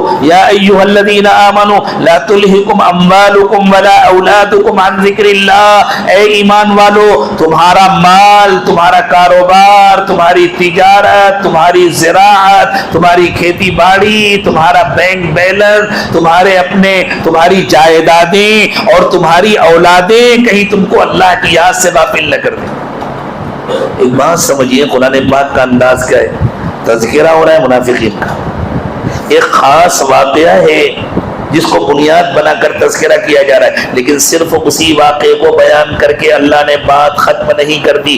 جو مخلص ایمان والے ہیں اللہ تعالیٰ ان کو سمجھا رہے ہیں. ان نالائقوں نے تو اپنا سب کچھ برباد کر لیا, تم سمجھو تمہیں کیا کرنا چاہیے, تم یہ نقصان نہ کرو, یہ سمجھیے. یہ ہے قرآن پاک کا اصل پہلو کہ ہمیشہ قرآن صرف اس لیے نہیں ہے کہ فلاں موقع پر یہ واقعہ پیش آیا اور فلاں نے ایسا کیا. قرآن اس لیے ہے کہ ساتھ ساتھ ہم ہمیں کیا کرنا چاہیے, ہماری کیسی زندگی ہونی چاہیے. تو منافقین کا تذکرہ کرنے کے بعد اللہ تعالیٰ فرما رہے ہیں ان کو اللہ تعالیٰ نے جو نعمتیں عطا فرمائی تھی ان نعمتوں نے ان کو اللہ کی یاد سے غافل کر دیا. ایمان والوں کہیں تم سے یہ غلطی نہ ہو جائے, اگر تم سے یہ غلطی ہوئی تو تمہارا بھی وہی انجام ہوگا جو ان کا انجام ہوا. یا ایھا الذین آمنوا لا تلہکم اموالکم ولا اولادکم عن ذکر اللہ. ایمان والو خبردار, تمہارے مال, اموال کا اللہ تعالیٰ نے, مال مختلف قسم کے ہوتے ہیں, کبھی نقد کی شکل میں مال ہوتا ہے, کبھی جائیداد کی شکل میں مال ہوتا ہے, کبھی جانوروں کی شکل میں مال ہوتا ہے, کبھی کھیتی باڑی کی شکل میں مال ہوتا ہے, کبھی زیورات کی شکل میں مال ہوتا ہے. مال کی الگ الگ شکلیں ہوتی ہیں, کسی کے مکانات ہیں, کسی کے فلیٹس ہیں, کسی کی کوٹیاں ہیں, کسی کی زمینیں ہیں, کسی کی جائیدادیں ہیں, کسی کا بینک بیلنس ہے, کسی کے مختلف کمپنیوں میں شیئرز ہیں. یہ سب مال کی قسمیں ہیں. اس لیے فرمایا لا تلہکم اموالکم, تمہارے جو طرح طرح کے مال ہیں یہ, ولا اولادکم, اور تمہارے بچے, تمہارے خاندان کے افراد, عن ذکر اللہ, کہیں تمہیں اللہ کی یاد سے, اللہ کے ذکر سے غافل نہ کر دیں. وَمَن يَفْعَلْ ذَلِكَ فَأُولَٰئِكَ هُمُ الْخَاسِرُونَ. جس سے یہ غلطی ہوئی وہ برباد ہو جائے گا. اللہ کرے ہم سے یہ غلطی کبھی نہ ہو. جتنی نعمتیں بڑھیں اتنا شکر بڑھے, جتنی نعمتیں بڑھیں اتنی اللہ کی یاد بڑھے, جتنی نعمتیں بڑھیں اتنی اطاعت بڑھے, فرما برداری بڑھے. پھر فرمایا وَأَنفِقُوا مِمَّا رَزَقْنَاكُم مِّن قَبْلِ أَن يَأْتِيَ أَحَدَكُمُ الْمَوْتُ. دیکھو اگر موت کا وقت آ گیا تو سارا مال چھوڑ جائے گا، ساتھ تو جائے گا نہیں. اگر چاہتے ہو کہ ساتھ جائے اور مرنے کے بعد بھی کام آئے تو مرنے کے وقت کی وصیت کا اعتبار نہیں ہوتا، اس میں تو پھر 1/3 سے زیادہ وصیت نہیں کر سکتے. ابھی اللہ تعالیٰ نے موقع دیا ہے، خوب بنا لو. اگر تمہیں اللہ نے مال دیا ہے تو موقع سے فائدہ اٹھاؤ، باقی سارے اعمال درست کر کے باقی پوری زندگی سنت کے مطابق گزارتے ہوئے اس مال کے ذریعے اپنی آخرت بنا لو، اس مال کے ذریعے اپنی جنت بنا لو. اس مال کو اپنا مال بنا لو. خوب یاد رکھو، جس مال کو آدمی جمع کر کر کے رکھتا ہے اور چھوڑ کے جاتا ہے وہ اس کا اپنا نہیں ہوتا، وہ تو اس کے وارثوں کا ہوتا ہے. حضور اکرم صلی اللہ علیہ وسلم نے ایک مرتبہ ارشاد فرمایا کتنا ناسمجھ ہے وہ آدمی جو اپنے مال کے بجائے دوسروں کے مال کی حفاظت کرتا ہے. صحابہ نے عرض کیا حضور ایسا کیسے ہوگا، اپنے مال کے بجائے دوسروں کے مال کی حفاظت کرتا ہے. کہا جو جمع کر کر کے رکھتا ہے اور چھوڑ کے جاتا ہے وہ تو دوسروں کا مال ہے جس کی حفاظت کرتا ہے. اپنا تو وہ ہے جو اس نے کھا لیا، اپنا وہ ہے جو اس نے پی لیا، اور اپنا وہ ہے جو اس نے آخرت میں بیلنس کر لیا. لیکن اللہ کے نبی صلی اللہ علیہ وسلم نے بچوں کے لیے چھوڑنے سے منع نہیں کیا، ہاں اس ناسمجھی سے منع کیا کہ بندہ صرف دوسروں کے لیے جمع کرے اور اپنے لیے کچھ نہ کرے. تو اللہ تعالیٰ اپنے لیے کرنے کا طریقہ سکھا رہے ہیں. وَأَنفِقُوا مِمَّا رَزَقْنَاكُم مِّن قَبْلِ أَن يَأْتِيَ أَحَدَكُمُ الْمَوْتُ. دیکھو اس سے پہلے کہ موت کا وقت آ جائے ہم نے تم کو جو کچھ دیا ہے اس میں سے خرچ کر لو. فَيَقُولَ رَبِّ لَوْلَا أَخَّرْتَنِي إِلَىٰ أَجَلٍ قَرِيبٍ. ورنہ جب موت کا وقت آ جائے گا اور بندہ یوں کہے گا اللہ تھوڑی سی مہلت دے دیتے فَأَصَّدَّقَ وَأَكُن مِّنَ الصَّالِحِينَ، تو میں کچھ صدقہ کر دیتا، میں بھی نیک بن جاتا. اللہ کہیں گے اب نہیں موقع ملے گا، جو موقع ملا تھا تم نے اس سے فائدہ نہیں اٹھایا. اللہ ہم سب کو فائدہ اٹھانے کی توفیق عطا. نیتیں کریں انشاءاللہ ہم اپنی کمائی میں مستقل اتنا اللہ کا حق مقرر کریں گے اور اس کو خرچ کریں گے، ضرورت مندوں پر خرچ کریں گے، محتاجوں پر خرچ کریں گے، رشتہ داروں پر خرچ کریں گے، اپنے خاندان کے جو ضرورت مند افراد ہیں ان پر خرچ کریں گے. یہ جو کچھ بھی خرچ ہوگا یہ آخرت میں ہمارے کام ہمارے لیے جمع ہوگا، یہ اصل میں ہمارا مال بنے گا. تو آدمی اگر موت کے وقت میں کہے گا رب لولا اخرتنی الی اجل قریب، اللہ تھوڑی سی مہلت دے دیتے فاصدق واکن من الصالحین، تو میں کچھ صدقہ کرتا نیک بن جاتا. اللہ کی طرف سے کہا جائے گا ولن یؤخر اللہ نفسا اذا جاء اجلها، وقت آ جانے کے بعد اللہ کسی کو مہلت نہیں دیتے. واللہ خبیر بما تعملون، اور اللہ تعالیٰ تمہارے ہر کیے کو خوب جانتے ہیں. کون سا عمل اخلاص کے ساتھ کر رہے ہو، کون سا عمل دکھاوے کے لیے کر رہے ہو. ساری دنیا پر انسان مال خرچ کرتا رہے، لاکھوں نہیں کروڑوں اور اربوں خرچ کرے، لیکن اگر اس لیے خرچ کر رہا ہے میرا نام ہو، میری عزت ہو، میری شہرت ہو، تو اللہ کو خوب پتا ہے. اللہ کہیں گے میرے لیے تو خرچ کیا نہیں تھا، جن کے لیے خرچ کیا تھا ان سے جا کر کے بدلا لو. اللہ ہمیں خرچ کرنے کی توفیق دے اور محض اللہ کی رضا کے لیے خرچ کرنے کی توفیق. چونکہ عام طور سے نفاق آتا ہے مفادات کی وجہ سے. آدمی اقتدار چاہتا ہے، دولت چاہتا ہے، عزت چاہتا ہے، اس لیے اللہ تعالیٰ نے نفاق کو ختم کرنے کے لیے یہاں خاص طور سے مال خرچ کرنے کی ترغیب دی. اپنا مال اللہ کے لیے خرچ کرو، اپنے مفادات کو قربان کرو، بجائے اس کے کہ دوسروں کا مال حاصل کرنے کی کوشش کرو. تم نے جو محنت کر کے کمایا اس کو اللہ کے راستے میں خرچ کرو، اس سے تمہارا دل صاف ہوگا. اس کا یہ مطلب نہیں کہ صرف مال خرچ کرنے سے ہی آخرت کی کامیابی مل جائے گی. مال خرچ کرنے کے ساتھ ساتھ اللہ تعالیٰ نے جو فرائض مقرر کیے ہیں ان کو اہتمام کے ساتھ ادا کرنا ہوگا، اور اللہ تعالیٰ نے جن کاموں کو حرام کیا ان سے بچنا ہوگا. اللہ تعالیٰ نے اپنے نبی صلی اللہ علیہ وسلم کو نمونہ بنایا ہے، آئیڈیل بنایا ہے. لقد کان لکم فی رسول اللہ اسوۃ حسنہ، اس نمونے کو اپنانا ہوگا تب کامیابی ملے. اللہ اس کی توفیق مجھے بھی عطا فرمائے، آپ کو بھی عطا فرمائے. اس لیے جو وقت گزر گیا، جو غلطیاں ہو گئیں، ہم سچے دل سے اعتراف کر لیں، اللہ تعالیٰ سے معافی مانگ لیں. زندگی کا کوئی بھروسہ نہیں کب ملک الموت آ جائیں گے. ابھی اسی وقت انشاءاللہ ہم سچی پکی توبہ کر کے اٹھیں گے کہ اللہ آج سے ہم زندگی بدلنے کی نیت کر رہے ہیں. ہمارے بس میں جتنا ہے ہم کر رہے ہیں. اللہ نیت کرنا ہمارے بس میں ہم نے کر لیا، اللہ دل بدلنا آپ کے بس میں، آپ بدل دیجیے. کریں گے سب لوگ انشاءاللہ. اسی نیت کے ساتھ توبہ کے کلمات پڑھیں، اور جو لوگ سلسلے میں داخل ہونا چاہتے ہیں وہ سلسلے میں داخل ہونے کی نیت کر لیں. بسم اللہ الرحمن الرحیم. لا الہ الا اللہ محمد رسول اللہ صلی اللہ علیہ وسلم. آمنت باللہ وملائکتہ وکتبہ ورسلہ والیوم الآخر والقدر خیرہ وشرہ من اللہ تعالی والبعث بعد الموت. آمنت باللہ كما هو بأسمائه وصفاته وقبلت جميع أحكامه. أشهد أن لا إله إلا الله وأشهد أن محمدا عبده ورسوله. أستغفر الله ربي من كل ذنب وأتوب إليه برحمتك یا ارحم الراحمین. اللہ تعالیٰ ہماری توبہ کو قبول فرما لے، ٹوٹنے سے اس کو بچا لے. ہاتھ اٹھا لیں، دعا فرما لیں.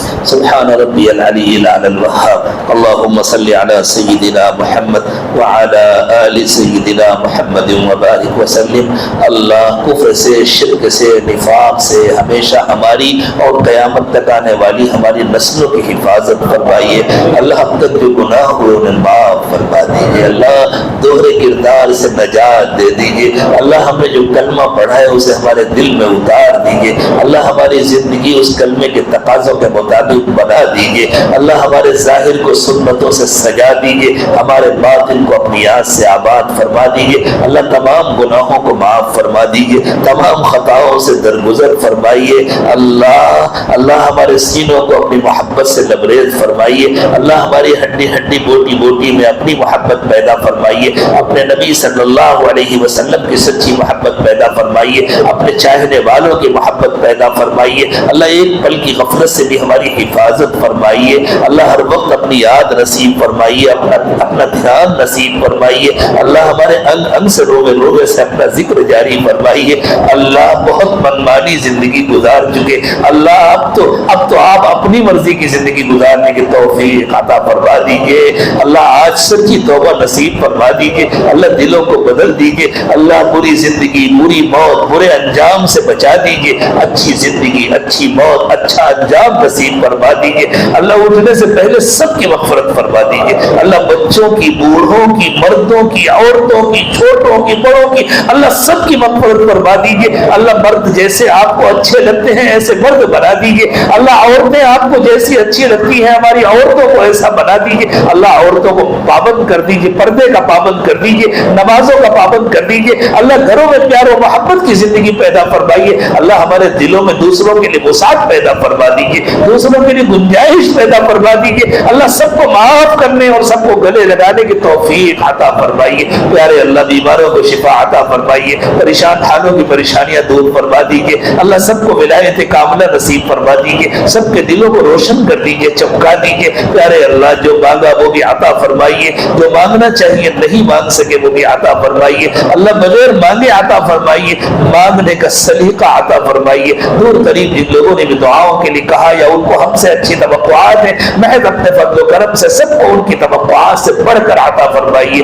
وصلی اللہ تعالی علی خیر خلقہ محمد وعلی آلہ واصحابہ اجمعین برحمتک یا ارحم الراحمین.